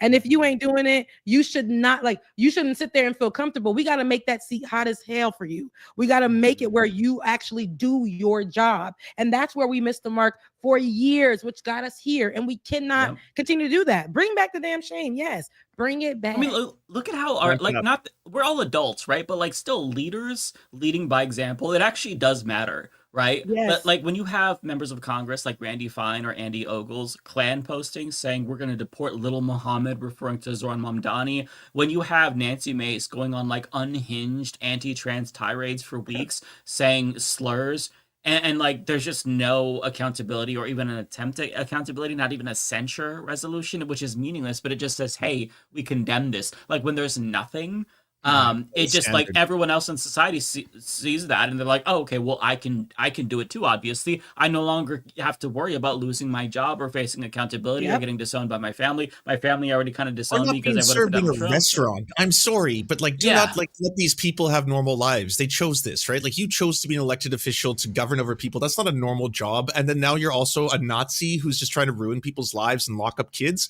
Fuck them. Like, honestly, like, why? Every time I see a video where someone is rightfully being called out, people are like, oh my God, how could you do that? They're getting breakfast. I was like, do you see what they're calling them out for? They're saying stop locking up kids. That's not an unfair request, you know? Like, I don't know. I saw something that made me really happy. There was a TikToker who, he didn't film himself or anybody's faces, but he walked up to a table in a restaurant of a bunch of people wearing MAGA hats and said, how dare you wear fucking MAGA hats in a Mexican restaurant? You fucking Nazis. Do you not see what they're doing to these people and their families right now? Fuck you. And they're like, hey, we're having dinner. Like, you just heard it. Excuse me. Yeah. They love us here. We come here all the time. And I was like, dude, that person is a fucking badass, honestly, because if we all had that same energy, maybe things would be a little bit better. If members of Congress, Democrats, had that energy whenever Randy Fine put out a crazy tweet, things would be better. I will say, I have to unfortunately give credit to somebody I don't like. Worst person in the world made a great point. Max Blumenthal, he confronted Randy Fine about his racism to his face. And Randy Fine ran away from him because, like, you know, when you're just straight up posting like the most racist anti-Arab shit imaginable, calling for them to be killed and nuked, there's not really an explanation. It's just like pure hate. And I'll try to find the video because, like, it is really cathartic. That's what has been like living through the post Zoran Mamdani primary win. It's just seen like it's the shit that is coming. Like, it's like post 9/11 on fucking crack cocaine. Yeah, just like terrorist jihad, Sharia law, blah blah blah. You're just like you totally comfortable saying all this as an elected official.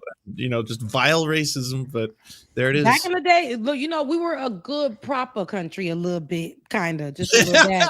When they used to be racist, when they were racist at home, they was racist, you know, in their secret lives, you know, in their little KKK meetings in the back of the backwoods. You know, they used to, now they're having meetings at 3 p.m. They're doing happy hour KKK meetings in the daytime.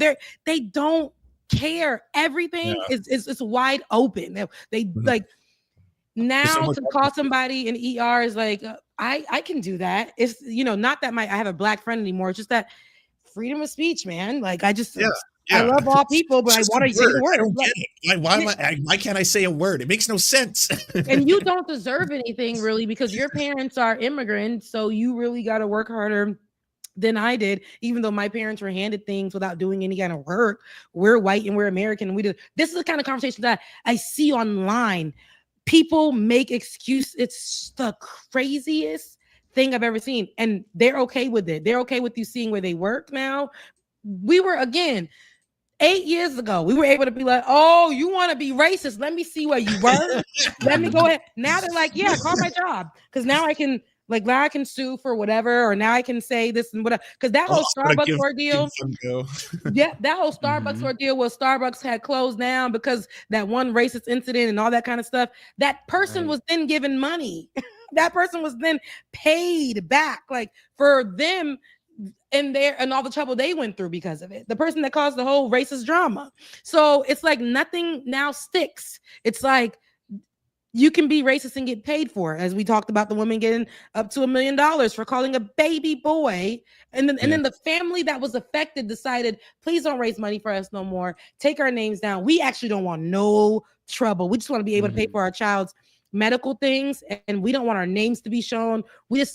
Meanwhile, the lady, we know her name. We know all the things about her because she's protected. She's protected, even though she's the one that caused all the drama, all the trauma in these people's lives. But that's what it pays to do that. We can film somebody right now calling somebody the N-word and, threatening to kill them or shoot them. And they're going to say, okay, but what's the context? What happened before? What's the context?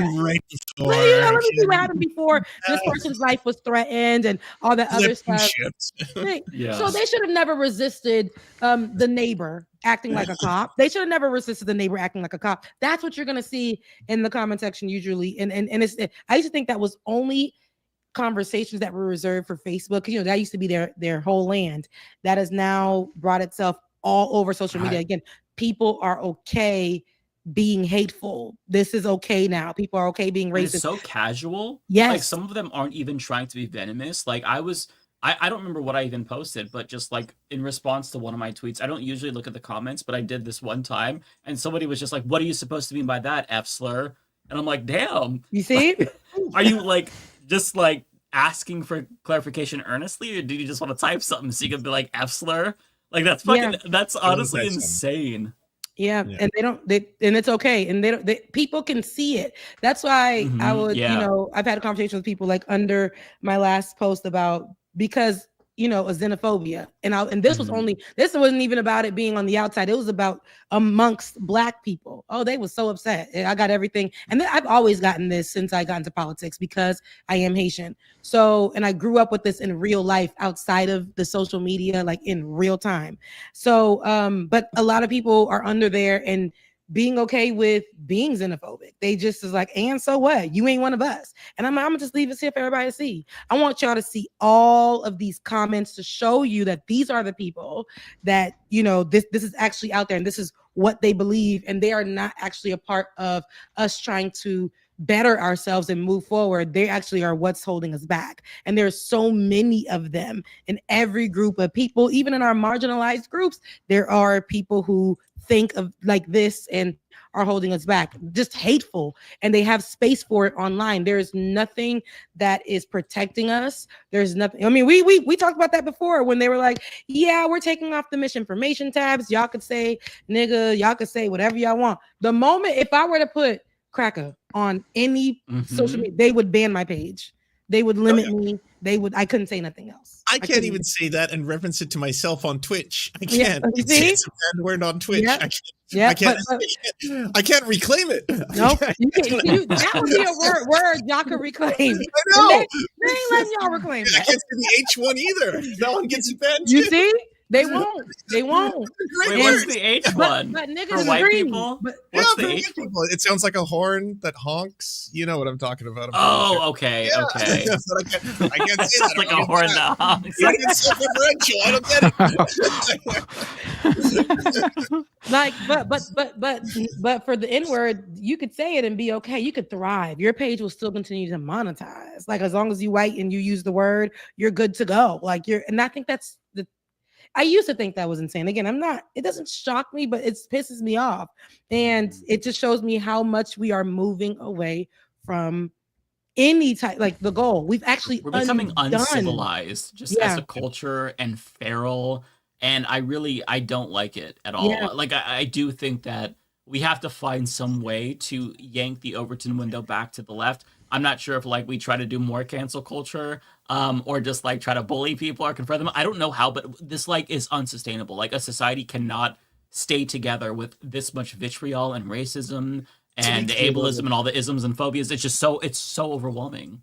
Cancel culture, the way that like the right used to sell it, was not a thing, right? Like they used to be like, oh, you know, cancel culture, they're going to come for you, the woke mob and all that kind of stuff. Like the reason I think all of us meme on that is that like that was essentially liberalism trying to take the place of actual material change for people's lives. Like instead of improving median wealth between black and white families, it was like, hey, by the way, in the workplace, here's the naughty words you can't say, and that's it. And this counts, right? It's not the same as home ownership. It's not the same as a promotion. It's not the same as having equality across the board, or workers' rights, or unions, or any of that. But here's like a substitute. It's basically like, you know, it's replacing a civil rights movement with what is it? GMO? Is that the name of it? Those companies, those fundraisers, or whatever. It's not actual material change. And then the right took that, and then they were like, they're teaching CRT in schools. They're telling you that white babies are racist. They're like, you know, canceling anyone who dares to say you know, anything, like you can't even say the word blah blah blah anymore, and like all that. And that was never like call out culture was always different than cancel culture. Like the way exactly. That right. And I'm sorry, but like learning or having shame or just even admitting, like all of us have probably fucked up. I know I have, or thought things, or just been ignorant, right? Like a lot of the times I'm coming from late.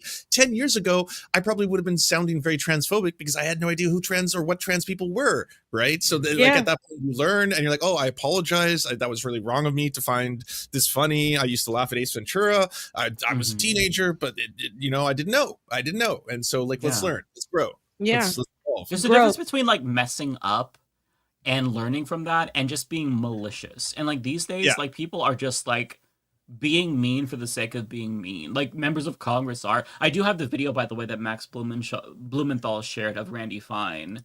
For those who don't know, this is the guy who called Ilhan Omar a terrorist. He called for Gaza to be nuked. Somebody actually shared an image of a child who was dead, killed by Israel, and he tweeted in response to that, like, bombs away. Like, this is actually a sociopathic, like, mentally ill person, unironically, but here he is getting confronted for his extreme, like, anti-Arab racism. Representative Fine, Max Blumenthal from the Gray Zone.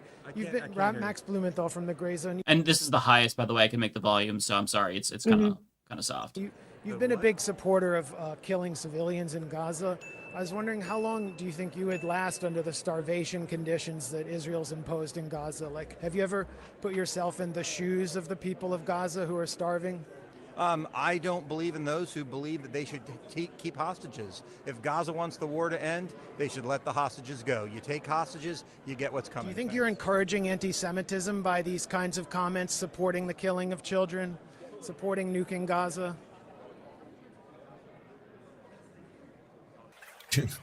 Who's the person who stands in front? Seems strategic. Probably a staffer. They always do this. The staffers always do this shit. Adversarial interview. I thought you were the Hebrew Hammer. You seem more like the Hebrew Scammer. A Representative Fine, Max. Yeah, credit where it's due. I have a lot of things I disagree with Blumenthal on, but I always respect people who hold politicians accountable. That is that's good. That needs to happen. I feel like these politicians, like, they should be ashamed to show their face and talk to their constituents, like do town halls after saying the shit that they say. I mean, it's despicable. Like Nancy Mace, like we remember at the beginning of the year, it feels like that was 10 years ago, when she spent an entire week attacking the one trans person in Congress. These people are genuinely evil. They're unhinged. I mean evil. Yeah, they're evil. They actually enjoy people's pain and suffering. It's not just that they don't care. That would be bad enough. But they genuinely take pleasure in other people's suffering. They're actually sadistic. It's crazy. Yeah. So just I wanted to, I don't know if you guys talked about this already, but you probably haven't. Evil people live in this world, you know, like the white rich people who get to cheat on their wives and then get caught at a Coldplay concert. Did you see about that? Yeah. We were talking about that earlier. Yeah, we were. I put the link in the chat so you could like so this was like what, yesterday or something. This news came out about Astronomer's CEO, which white folks own business, whatever, and he's a CEO, and his name is Andy Byron. And on the Kiss Cam at the Coldplay concert, here go the couple, right? They thought they was swaying in the wind, having a good old time. Really gotta show the footage. And they were caught. And this is somebody, this is with his HR that he hired. He went out with her, and he's a married man. And she ain't know. But you could go ahead and play the video. This It's is like Holly and Michael Scott, basically. It's wow. Yeah. Oh, look at these two. All right, come on. You're okay? Oh, what? Either they're having an affair or they're just very shy. It's the former. I'm not quite sure. Baby, the way she ran up out of there, I knew something was crazy. But it was him saying, "Oh yeah," and they left it on there. Like, we're gonna keep it right here. See, they running away. Either they're having an affair. So now let's really, because how you at a Coldplay concert, right? You at a Coldplay concert. I mean, you could just say that without any context. How you at a Coldplay concert? That's it. I actually like Coldplay. So let me not say that. I actually like Coldplay, so I will go and I will vibe. But there's 2 albums only. Like, how are you and this is what you're bringing over there, like to this concert, you cheating. And I feel like it was in his spirit when he was talking about it, but in the apology, because it was in the media apology.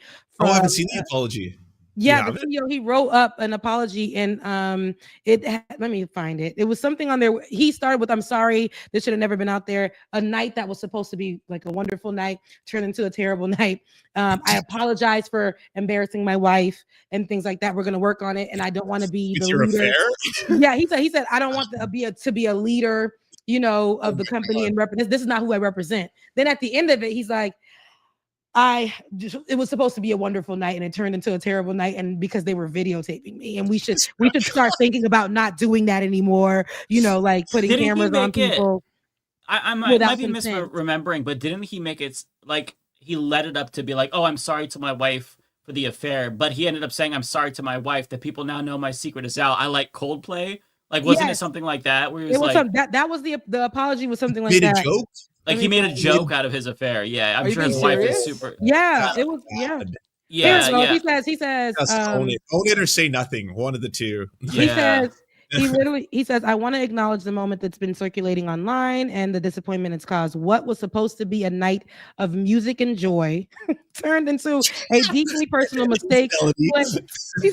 He said it turned into a deeply personal mistake playing out on a very public stage. I want to sincerely apologize to my wife, my family, and the team at Astronomer. You deserve better from me as a partner, as a father, and as a leader. This is not who I want to be or how I want to represent the company I helped build. I'm taking time to reflect. They always got to take time to reflect, to take accountability, and to figure out the next steps. You need to, I don't know, personally and professionally." He said, "I ask for privacy as I navigate that process." And here's where it gets hilarious. "I also want to express how troubling it is that what should have been a private moment became public without my consent. I respect artists and entertainers, but I hope we can all think more deep." He said, "I hope we can all think more deeply about the impact of turning someone else's life into a spectacle. As a friend once." Then he says at the end, "As a friend once saying, life will guide you home and ignite your bones, and I will try to fix you." This is Coldplay's fault. I don't think it's Coldplay's fault. Obviously, that's ridiculous. Yeah. I also don't think he should be the guy to say this, but I will say I did find it weird how people treated them like they were celebrities of some sort. Like, I thought it was weird. No, it was just like the kiss cam at a basketball game. They were just taking pictures of random people holding hands. They weren't like, "Oh, look, an affair." And that's why he makes that joke. But then you got like the celebrity Twitter accounts, like Pop Base or whatever, covering this.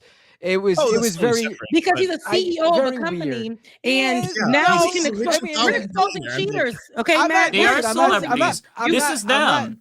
This is them. The CEO and the HR manager. They're celebrities. Y'all. That's it. Like, these people who are on, who are like, this was, and then it came out where he's a terrible boss, right? So I think that people were just going to push this, but of course there's salaciousness there. Of course there's that. And that's what trends online right now. It does. My thing isn't, I saw some people saying like, he's a CEO. No, I'm not saying poor guy. I'm saying it's weird as a society that people focused on this thing. That's all I'm saying. Fuck him. He's a cheater. I'm glad he's outed. I'm glad he got outed. It's a hilarious moment. But like, I do think, people I saw some should people spend online their time sharing that too. Be like, this is like an indictment of our culture that needs to film and everything. I think like it does suck if you're at a music festival that you can't just party and know for a fact that you'll go home and there won't be video footage of maybe like you trying drugs for the first time or you like, whatever it is. But this is kind of different. This is just two people having an affair in public. And one of them happens to be the CEO who's like, sleeping with his HR rep. Like I think it's both newsworthy and supremely funny. And honestly, it's totally on them. Like, I mean, it's certainly the moment once it goes viral is certainly newsworthy. But like, I saw people like going to the wife's Facebook page and posting the video to her.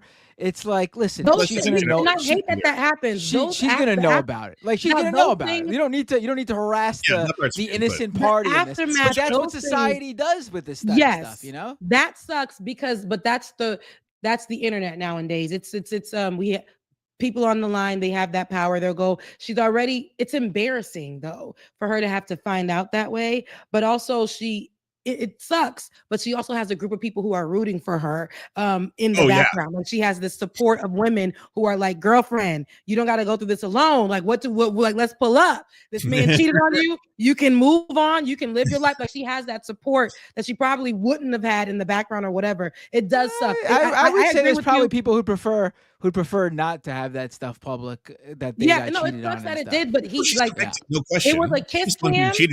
It was a kiss cam that made this whole moment that made this whole moment what it is. He was cheating. He got caught on the kiss cam, and that's what happened. The kiss cam is a normal thing when you go to concerts or whatever. The camera. I've never heard about it at a concert. I don't have. I've been to concerts where games and hockey and stuff, but at a concert, I've never. No, I've been to concerts where they've had that. Where they want to highlight couples if they've gone to the concert together, they'll highlight the couples or whatever. And here, this was just the couple. Who knows? It could have been a setup, child. Who knows? I don't know. But this is what happened, and it sucked. But I think that when she seen it, that was tough. And maybe in privacy, it probably would have been fine. Like, they deal with it.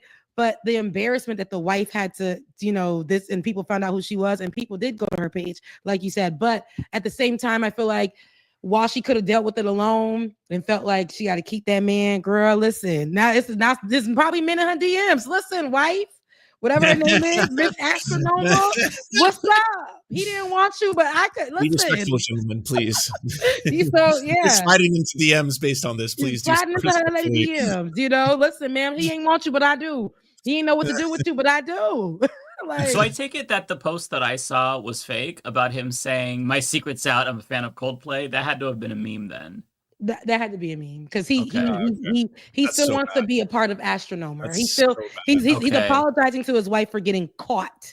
Because he's like, I was having a good damn night with my side chick. And they messed it up for me. So I just want to apologize that my lady affair. It was a great affair. Yeah. So listen, let that be a lesson to Donald Trump. If you act suspicious, it's going to turn into a bigger deal. If they just the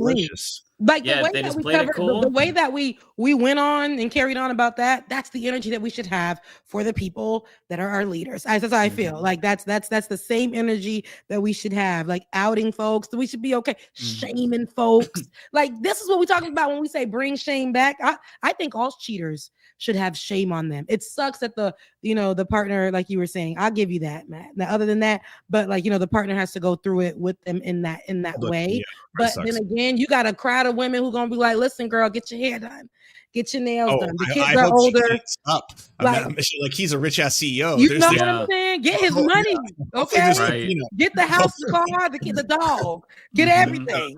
Yeah. Take it all. Yeah, it's time to leave, sis. But But bring shame back. This is a great example of bring shame back. Take down these CEOs with power who cheat, who abuse mentally, emotionally, all the things, and everybody getting outed. Get him out of here. JP Mandel says Mike's girlfriend looks like Carrie. Like, that's my mom. Oh. I think it's my girlfriend. That's my mom. That's a married man, y'all. Yeah. Well. Yeah. Who's going to David Doel it? Where was David Doel? He never even made an excuse. He doesn't have to anymore. I think I know why. Okay. Today is the release of Donkey Kong Bonanza for Nintendo Switch 2. David Doel is listening to the podcast right now. That's not even playing it. That's not even a game you could do. I'm sorry. Like, usually when you guys say that, it's like, oh, the latest like Final Fantasy 25 just came out, and I gotta play it. And it's like, all right, that's like an adult game that people spend like hundreds of hours on. I'm sorry, saying sorry guys, can't come tonight. Donkey Kong Bonanza came out. I'm sorry. Have you not seen the reviews, Matt? Have you not looked at the Metacritic? I accept that's really funny, and I want to play it. Both the call out is fair, and I want to play it. It has a 91 on Metacritic. Checkmate, Matt. It sounds fun. The new Miss Rachel ABC 123 video game just came out. I gotta go play that before. All right, well, Mickey Mouse Paint by Numbers 3D just came out. I gotta go do that right now. It sounds fun. Why you being a hater? It looks so fun. It looks so fun. Oh, I can't wait to play it. Yeah, but I also me too. so much that I'll never cancel for a video game. But I don't have any super chats because I'm not streaming, so I'll let y'all do your thing. Love you, mean it. See you next Thursday. Peace, land. It was a great show, by the way. We had a lot of fun with that Epstein stuff in the beginning. Yeah. It's the only piece of good news right now. There's so much bad news. Come on. Let the whole pedophile cult get taken down. Let them all burn. Please do. Like the Joker said, everything burns. Everything burns. Let them burn. Let it become a black hole that consumes them all. Okay. Yes. Let me pull up Rebecca's super chats here. The first one is from Tracy, I believe. Oh, thank you. Okay, so yeah, Tracy, thank you so much for your super chat with solidarity. Thank you, solidarity. Love you, mean it, and I see you everywhere because Tracy is gonna be on all my platforms. Okay, if one thing about it, Tracy is there. Thank you, Tracy. Omega Star, thank you so much for yours. Glad to see you. It always brightens my day to know we all have each other. Thank you so much, Omega. I appreciate you. Alicia McCullum, thank you for your super chat. Right with you. Solidarity. Here we go. I haven't seen you in a minute. Quad Damon. Hey, no, not the cankles. Yes, the cankles. The cankles. They said Trump is decaying. Ciao. Trump is decaying. Falling apart. That's what happens when you're evil. It just seeps out of you, right? And then you just start. You ain't even morphing into something else. You are just like you just right in front of us, disappearing. All of you is just like a corpse. Anywho, if you've seen the movie The Substance, I won't spoil it, but Trump is gonna be Demi Moore's character at the end of The Substance. I haven't seen that movie in so long. I might need to I haven't seen that movie in so long. I'm gonna go see that reference. Alicia, thank you so much again. We all did a little. They did. They was in there saying we all did a little coke back in the day. They did, Alicia. They did. Bay Photo, Rebecca is right. All the Epstein stuff is going on, but they've already passed their tax cuts, cut our Medicaid, fired half the government, ICE roundups, etc. without pushback. They're still winning. Yep. True. Yep. Ravy B, thank you so much for your super chat for $20. I appreciate you. Thank you. And that's it, right? Prairie Fire, thank you. Movie concept, National Treasure 3. Nicolas Cage must break into Mar-a-Lago to steal the Epstein files to save America. I'll watch it. I would too. All right, we're good to go. I love you guys. Mean it. I will see you guys next Thursday. Take care, everybody. Have a great night. Matt, when people cheat, they need to be outed. I don't care. Absolutely. I wasn't talking about the as long as we end the show with that. Just know. I was talking about how it reflects and I got society that people obsessed over. I understood. Yeah. Mm-hmm. I got it. When people, love you guys. When people cheat, we hit them where they beat their meat. Bye. Take care, Rebecca. Okay, do you want me to go first? Sure. I don't If actually you want wanna to go first, it's up to you. Sure. Yeah, I don't have too many. Bayphoto says, just a reminder to not talk about Jeffrey Epstein. Why are you still talking about that creep anyway? Old Obama news. Exactly. Yes. John Lithium, thank you again so much for another gifted membership. Always appreciate you, John. Tokyo Hans, member for 17 months. Really appreciate that. That's incredible. Also, Tokyo Hans says, here's some money since you are obviously not making it as a Trump impersonator. Thank you. Thank you. Yes, nobody's going to be booking cameos for me as a Trump impersonator anytime soon. So. Although if there's a market for Barney Frank impersonations, I think that was a good one for that. Yeah, I can sound like Trump if he's just reading the Barney Frank tweet. It's very strange. That's usually how I get into characters. I visualize the tweet. 180K Chan says, I'm enjoying the Schadenfreude. Nice change from total despair. I will take any happy moments where I can take them. Honestly, yeah, I'm with you there. Jeremy Elwood says, and he's moving more authoritarian to fund NPR, PBS, and canceling literally Colbert. State media is on our doorstep. Absolutely. Yeah, there's so much that it's difficult to keep up with. They basically canceled the funding for CBS and PBS. Trump tried to do this via executive order, but Republicans voted to codify that. So they're basically giving away power to the executive to rescind spending that they've allocated. It's actually kind of fucking insane. Nonetheless, that's the world we live in.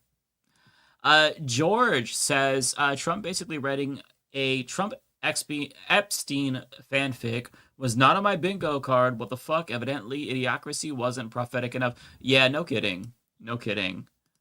Mortified Penguin says, gay Trump and Mickey Mouse walk into a bar.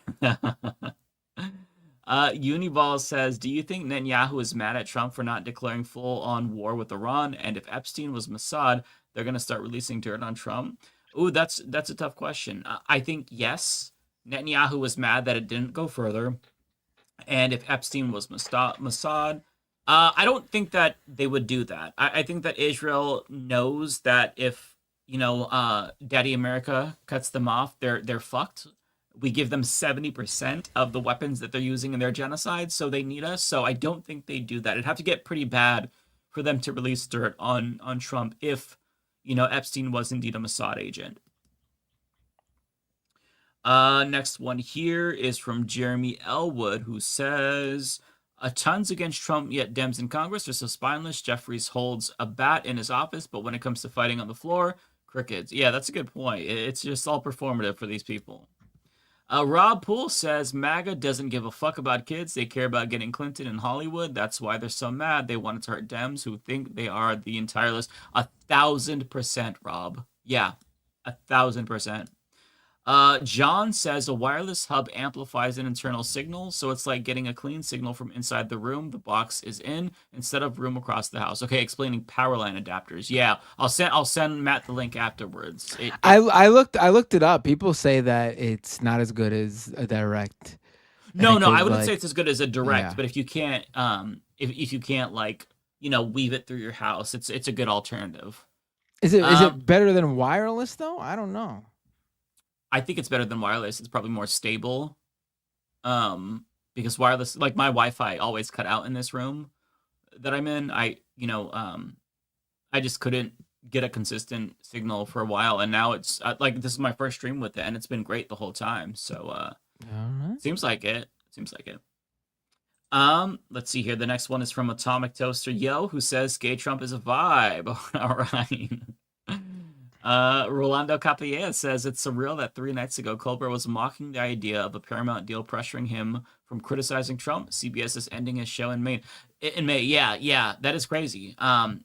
Is that a coincidence? I don't know. I can live without Colbert, but if they cancel the Daily Show, I will be actually really upset because I've been enjoying it quite a bit since Jon Stewart has been back. I've even been watching the non-Jon Stewart episodes of the Daily Show and have been enjoying it again. I hope that they don't touch Jon Stewart. I think that Daily Show is on the chopping block too, based on what I read. I hope that isn't real, but they're gonna do what protects their asses, and they don't want anyone that criticizes Donald Trump because they want this deal to get done. Bayphoto says, speaking of Colbert and CBS, expect the Daily Show to be on the chopping block too. Yep. This is all because the Paramount Sundance merger. Yeah, it's sad. Thank you so much to Shire Baggins for becoming a YouTube member. The next is from Atomic again, who says, wow, the diddler did doodle with Diddy. Say that 4 times. Jeremy Elwood says, if Diddy doodled with Donald the Diddler, did the doodle of the diddle don a diddling doodle? God damn. That's it's hard to say. It's the new she sells seashells by the seashore. You know? Yep. Robert says, Trump draws so his girlfriends can color them in. Damn, that's a dark joke, Robert.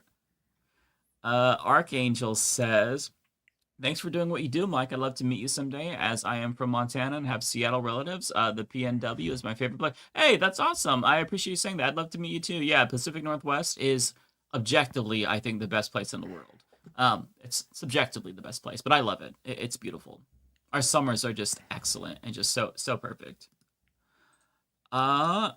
Tiger says we should absolutely try to make Dorito Donnie the doodling diddler. Catch on hashing that. Posted everywhere. Dorito Donnie. Thank you for the gifted membership, Jeremy Elwood. I appreciate that. V-Man says, you see the MAGA statehood gov of Puerto Rico passed a ban on trans care till 21. By the way, its drinking age is 18. Seriously? Maybe this will tell liberals that statehooders aren't their friends and support independence. I did not see that, but that's actually really disgusting. Yeah, the governor of Puerto Rico is a piece of shit. Mike, this is from Koya Demon. Mike, would you mind sharing some book recommendations for understanding socialism again? I was checking Haymarket Books, and I own Socialism Seriously by Catch. I think that a really good place to start is with Richard Wolff. If you watch, if you read Democracy in Crisis, or no, is it Capitalism in Crisis? Yeah, it's Capitalism in Crisis. That's a really good one. He has a book. I don't know if I have it in here. Yeah. So it's called Democracy at Work. This is probably the best one. It's called Democracy at Work, A Cure for Capitalism. This is a super duper small book. It's a short read. And it basically just like distills socialism into its simplest form. I think that's a really, really, really good place to start. If you actually want to get into like Marx, there is a book. I don't remember who the author is, but it's called The Marxist Reader. It's expensive. It's more of a textbook, but you can get a Kindle version for like $10. That one will just like, it'll give you the context in which like Marx and Engels wrote the Communist Manifesto and various writings throughout his life, but also explain it. It's super helpful because if you just knock open Capital, like it's like this thick. I'm not joking. If anybody has seen Capital. So I find that much more easier to digest that information. That was how I read Marx in college, and it's what got me into his writings and stuff. I think that's probably the easiest way. It's just like, just search for a Marxist reader. It's a red cover. It's very, very, it's very easy to read, easy to digest. Let's see here. Corey, where's Corey? Corey's the next one. I think I skipped it. Let me go back. Here we go. Corey says, Lil Donnie doesn't doodle. He creates analog NFTs. That is true. He does that too. He's a man of many trades. Jeremy says, Donnie did doodle Diddy's diddling. Thank you so much for the $5. No message. Appreciate that. Jay Myrtleman. Jacqueline says, actually, this is for Lance. I can't find his Leftist Mafia link today. It's that David, Lance, and Rachel Gilmore could give a huge quality Canadian podcast. Yeah, actually, I've seen Rachel Gilmore. She actually is really insightful and entertaining. I like her, based on what I've seen. ABS says, I'm over $1,000 in medical debt, missed the once a month Zoom call, and I'm struggling to push out job applications. This is turning into a shitty month. I'm really sorry about that. That's tough. I hope your month gets better, ABS. Yeah, looking for a job, filling out those applications is absolutely painful. I know. So good luck. I know that job hunting is torture sometimes and really just frustrating, but try to hang in there and pace yourself, because, you know, it may be a while, but you will get a call eventually, I promise. Jeremy Elwood says you get 50% signal loss at every repeater without amp. Okay, interesting. Good to know. Good to know. Brian says, are you going to the Portland Waterfront Pride Festival Sunday? I am, and it'd be really cool to meet you. No, I will not be going to Waterfront. I hate going downtown. It's just always so busy. There's nowhere to park, and it's going to be hot. So I'm sorry. It would be really cool to meet people, but I will not be there. I haven't been to the Waterfront in a really long time, actually. It's been probably like 5 years. Just like going straight through downtown Portland is a fucking nightmare. So I avoid it as much as I can. But I hope you all have fun, though. I know it's going to be really cool. Tiger says, a group of us are starting our own operation to... And by the way, really, really huge super chat, so I appreciate you. A group of us are starting our own operation to snatch back the narrative from the right and combat the flow of misinformation and dangerous ideals. Let me know if you want to learn more. I can post the link in the super chat to the group. Yeah, of course. I'm certainly curious. Email it to me, Mike@humanistreport.com, and I'll try to check it out. That's cool. I appreciate you taking action. That's all that I've got. I was gonna call you Lance. Matt. You can call me Lance if you'd like. It's okay. Okay, well, Lance, here's the first one for you. All right, Wanda, member for 24 months, super chat. I've been a member for 2 years. Wow, that is crazy. Wanda, thank you so much. And I think you missed a Tokyo Hans one from before that. Oh, I don't. The earliest Tokyo Hans one I have is this one. Oh, that's it. That's weird. Oh, okay. That's first on my list. That's weird. Oh, weird. Okay. Tokyo Hans with a member for 24 months super chat. As your very first YouTube paid membership member, this is the 2-year anniversary of you being able to receive paid memberships. Oh, right. I guess I decided to take your advice and do that 2 years ago. No, it had to have been a year. No, it has to be 2 years because they've been members for 24 months. Wow.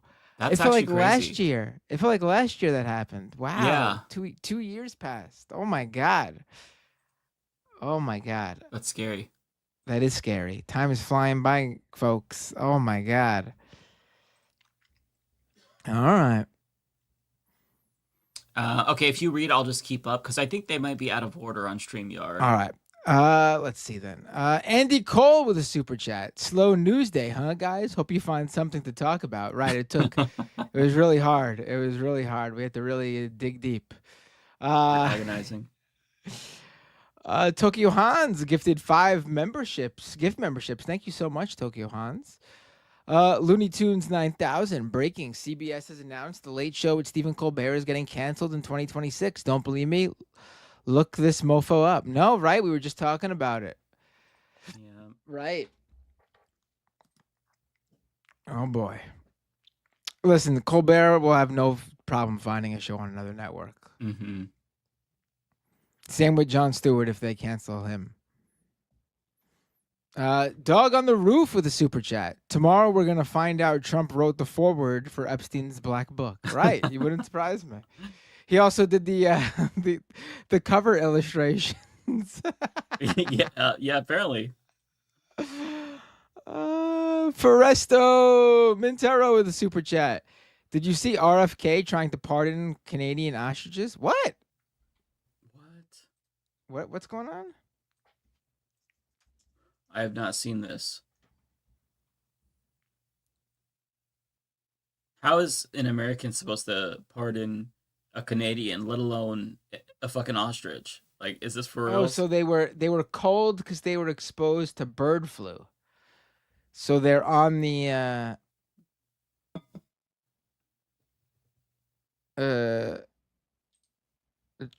this is weird. It's in Canada. They want to do this. I don't know. Very weird. Yeah, listen, people are saying Canada doesn't have ostriches. I love animals, but apparently once these birds are exposed to bird flu, they could spread it and kill many more animals, kill many more birds, right? And kill other animals too, I'm assuming, right? I mean, people could get bird flu, can't we? Right? I don't know if that same version I of it. don't know.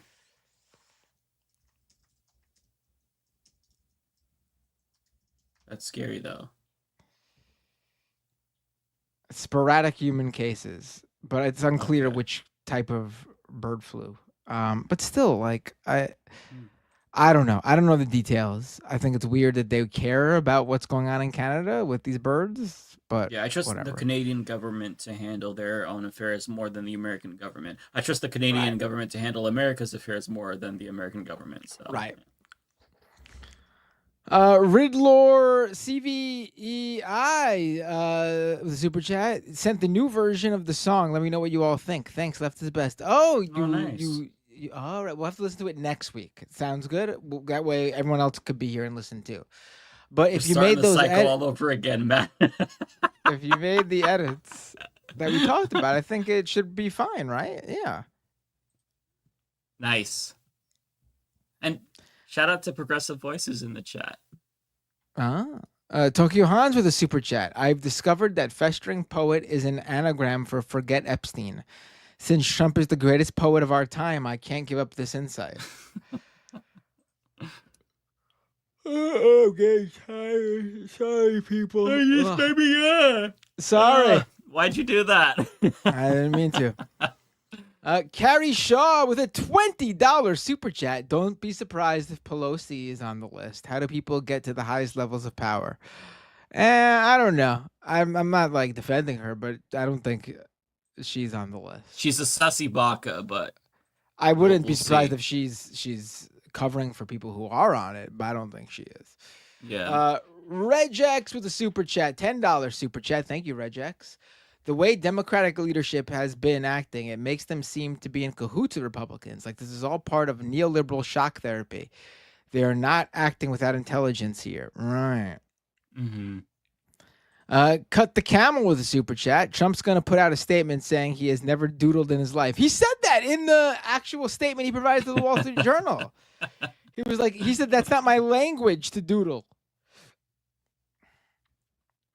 The abortion nurse with a super chat. Swelling due to CVI is really more of a symptom, usually of chronic heart failure.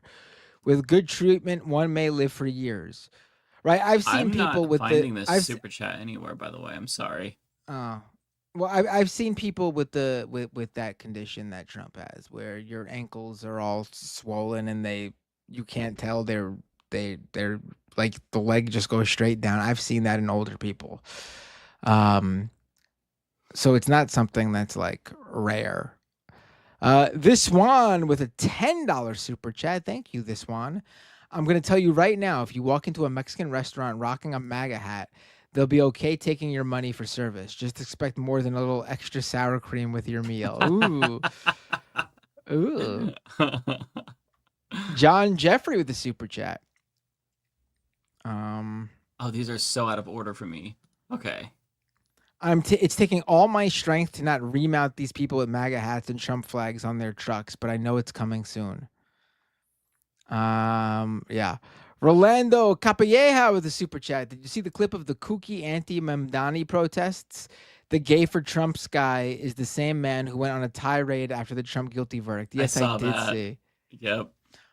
Also, I don't think people realized, and I should write something about this, but there was a flag for an actual terrorist group. Someone was flying there. Seriously? Yeah. The Jewish Defense League, which the FBI considers to be a terrorist organization. And in fact, one of the most famous Israeli terrorists was a member of the Jewish Defense League before he went into a mosque, or what was it, like a church of something, like a praying area or something like that, and killed 29 and did a mass shooting and killed 29 people. Holy shit. That abortion nurse with a super chat. Congrats on creating a brand new human. I wish you wisdom, extra patience, and much joy as you teach and help guide her through this interesting life. Thank you, the abortion nurse. That abortion nurse. Zeitweiss with a super chat. Have you heard about the planned UFC fight in front of the White House? I have heard about that. I don't know if they're actually claiming that, but I mean, I mean, there's any details? That's what I meant to say. Oh boy, it's I know claiming that. I know Trump wanted to do that, but I don't know if it's something that they're actually going to do. It would be. I mean, maybe he's trashy enough to do that, so it wouldn't It'd be surprise me. a great extra thing to throw out there to try to distract people from Epstein. Yeah.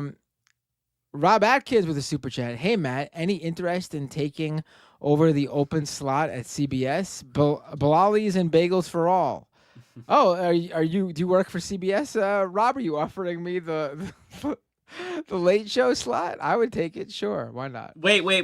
Will the show be on Thursdays? Because you can't come if it's Thursdays. Oh well, I think I would. No. I would have to. Oh, David could play hooky to go play Donkey Kong a Bonanza, but I can't play hooky to host the late show on CBS. Nope. Oh God. Over on Twitch. Oh my God. Oh God, you're gonna make me yawn again. I'm sorry, guys. Mumbles459 resubscribed for 11 months at tier 1. Oh my God, you did it 12 again. months. Thank you so much, Mumbles. I appreciate it. I do have a couple more. I just got one more really quick. Hold on. Let me just read it so I don't have to go back. And Okay. Zeitweiss with another super chat. How would you think about the roast of the Leftist Mafia episode where super chatters can roast you all? I mean, that sounds good. That'd be fun, yeah. I mean, if it was going to be like a roast of the Leftist Mafia, I mean, I roast the Leftist Mafia every week. That's true. That is true. But I would okay, like go to do ahead. a roast. Yeah, I would get offended probably, but that's okay. If I storm out, then that's just part of it. And Cy Abelman with a super chat. Sorry. Oh, I'm getting a whole bunch. Left is mid. Max left is where it's at. Thank you so much, Cy Abelman, for the $10 super chat. That's fair. And Nope with a super chat. It's sad the great tradition of letter writing only lives among the worst people. Please read, write, and talk about it, everyone. It's a very interesting take to come away with from all this. Yeah, I will not write letters actually. So no, but I appreciate the concern you have for letter writing. It's nice to And I care appreciate about the things. super chat. Nope. It's very, very nice. Yeah, I will not write letters ever. Okay, so there's this one here. I don't know who this is for. Okay, this is for me. Okay, thank you, Jay Myrtleman. It didn't pop up the first time, but I see it now. Thank you so much. Jones City says, Mike, you being afraid to fly made me sad. I'm sorry. Well, I feel like if I needed to fly, I would fly. I am afraid. I've explained this before because I'm like claustrophobic, but honestly now I'm more afraid about just like the situation with airplanes falling out of the sky. But you know, if I needed to fly, I would fly. But I would be. It's actually been a while since that happened, hasn't it? It's been a little while. That's true. So yeah, no, if I needed to, I would fly. Trump might have to make it happen again to distract from this Epstein stuff. Honestly, it'd be in his interest, yeah. Omega Shenron says, Mike, how far into Dragon Ball Z are you? Also, any other series? So I am at the very, very end. I'm at like episode 260 or 270, and there's like 291. They're fighting Majin Buu, and I don't know what I'm going to watch next. I really want to try Jujutsu Kaisen, but I've never seen Dragon Ball Super, so I might check that out. Other series I've watched Parasite, Attack on Titan, that's probably my favorite. I've watched Death Note, that's amazing. I've seen all of One Piece. I'm sure I'm forgetting some, but yeah, I'm building up my repertoire of anime knowledge, and I'm becoming a little bit of a weeb. So yeah, I have seen Hunter x Hunter, or Hunter x Hunter. I said Hunter x Hunter like Lance says it. I saw some of that, but I kind of got bored and tuned out. It was when they were doing like the arena challenges. I don't remember, but I just kind of like checked out of it. I watched some of My Hero Academia as well and checked out. But yeah, I have a Crunchyroll subscription, so I'll be watching more for sure. Chris says, why would Hulk Hogan be a great pirate? Because he uses the hard R. Did you come up with that by yourself? That's Jeremy Elwood says, stop yawning, Matt jerk. Yeah, you made me yawn twice, and I'm people in sorry. chat I've been are too, I'm sure. It's been a busy couple of weeks. Got the newborn in the house. It's been a little bit of a handful. A little bit of handful. I mean, she's great. Progressive obviously. Voice says that because the way I described it, I'm not a Dragon Ball Z watcher because I just said they're fighting Majin Buu. They're literally fighting Majin Buu right now. It's okay. I'll be more specific. It's Gotenks. They're fighting Majin Buu, and Piccolo just sealed them in the hyperbolic time chamber, and they got out. And Gohan is currently getting his power accumulated by the Grand Kai. Is that specific enough? It's the second form of Buu. The first form of Buu is adorable, and he reminds me of Kirby. The second form of Buu is evil. So that has to be specific enough, I feel like. I know, spoilers, right? It's only like a 30-year-old show, so spoiler alert. Okay.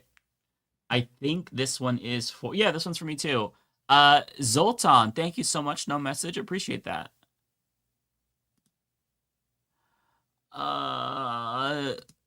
Jeremy Elwood says, pray for GameStop employees. New Pokemon drop tomorrow. Is there? Oh. I'm always praying for GameStop employees. Pendulous, thanks for being a member for 21 months.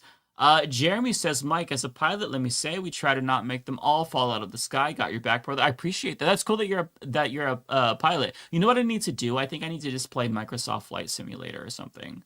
I tried, though, and it's really boring. Let's see here. Got a couple more in. Sai, thank you for the $10. Sai, Mike, your comments on Leftist Mafia are the best, and your videos are so strong. Excellent stuff. Well, thank you. That's really kind of you to say. I really appreciate you saying that. Let's see. I have one from Tara, who says, watch K-pop Demon Hunters. It is a fun time. I actually do want to see that. That does look like a good time. Yeah. Omega Shenron says, watch Super, then it's manga and Daima is optional. Daima is optional, okay. It looks weird. I know it's like a younger Goku, but I still might check it out. We'll see how I feel. Pendula says, if you dream in color, is it a pigment of your imagination? I think so. I do dream in color. Rachel says, rip Connie Francis, so young, such lost talent. Last one for me, and then I think you got a couple more. She's the singer of that Pretty Little Baby song, right? Yeah. I don't know. Thank you to Shanti for becoming a member. And last one for me from Kowalski, who says, you claim the Pacific Northwest to be the most beautiful part of the country, but have you ever stood in the middle of Nebraska and seen a cornfield arc over the horizon? Yeah, that's what I thought. Oh, that's a good point. Yeah, I feel like that would be really pretty. That's a good point. All right, you might have gotten me. I'm just imagining like in summertime when it's beautiful, the sun setting, and you see all of these beautiful green evergreen trees that just go on. And if you find like a good place to hike, it's beautiful. It's beautiful, and it's never like overly like it's getting hotter, but like it's never super hot. Like our summers are just so pretty. Like all of the serotonin is just like fueling me. I love it. Okay, you got a couple more, Matt. Oh, I do. Wow. Let's see. Kowalski with this $10 super chat. Please let Mike know that he has no reason to be afraid of flying. You either take off and land successfully, or you don't. And if you don't, you either get a big payout or you have no more problems. That's one way to look at it. Yeah. And Katara with a $10 super chat. Left is best. New here, but I like. Is that listening? Listening. Oh, happy to have you here, Katara. Yeah, usually there's more of us too. But yeah. I thought today's show, I feel like the past maybe like 20 minutes, my body started to feel it, and I'm getting very tired. But that opening might be a Leftist Mafia classic with the table read of the Trump letter. Yeah. After all the technical difficulties, of course, because we always have those at the start. There's one more. I don't know if this is for you. It's not from me, but this is from Pitchfork's Dragon. Oh yeah, this is just coming from me. Galactic News Network after this. Woo! All right. Nice. Yeah. So who do we want to rate on Twitch? Let's see. Progressive Boy should get online, and we'll rate him. Oh, and really quick, while I have a bunch of you still here, subscribe to my newsletter at disruptionist.com. I'm going to officially launch it with regular updates, regular reporting, regular posts, newsletters. So disruptionist.com. Drop your email address, and that's all. Just sign up for it, and you'll get it in your email. All right. Just wanted to say that while I had a bunch of you still. Yeah, all right. Who should we raid? Quite a bit of viewers today too. Yeah. Ravana is on. We haven't rated Ravana in a really long time. I feel like we should rate her. Is she on, or is she just I see she's online. No, so she's not. She's not. not. She's not. She's not on. She's not. She's posting the what's his face? Dan from the Web and Cosmopolitics stream, but Ravana's not even on it. Oh, okay. She's hosting. I see. Yeah. What about $27? I don't even see $27. Oh, what? I don't.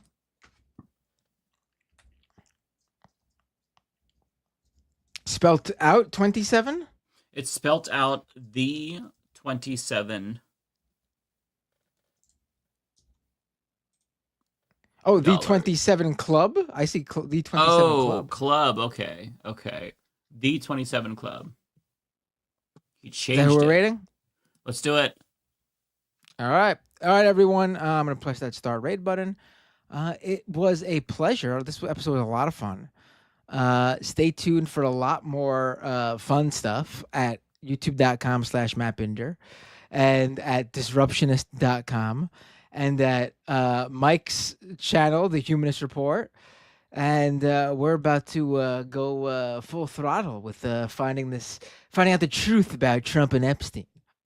We'll get to the bottom of this one way or another. Hell yeah. All right, folks. See you all next week. Mike, I am hitting that raid button now. How about you? Yep. All right, friends. Have a good week. Take care.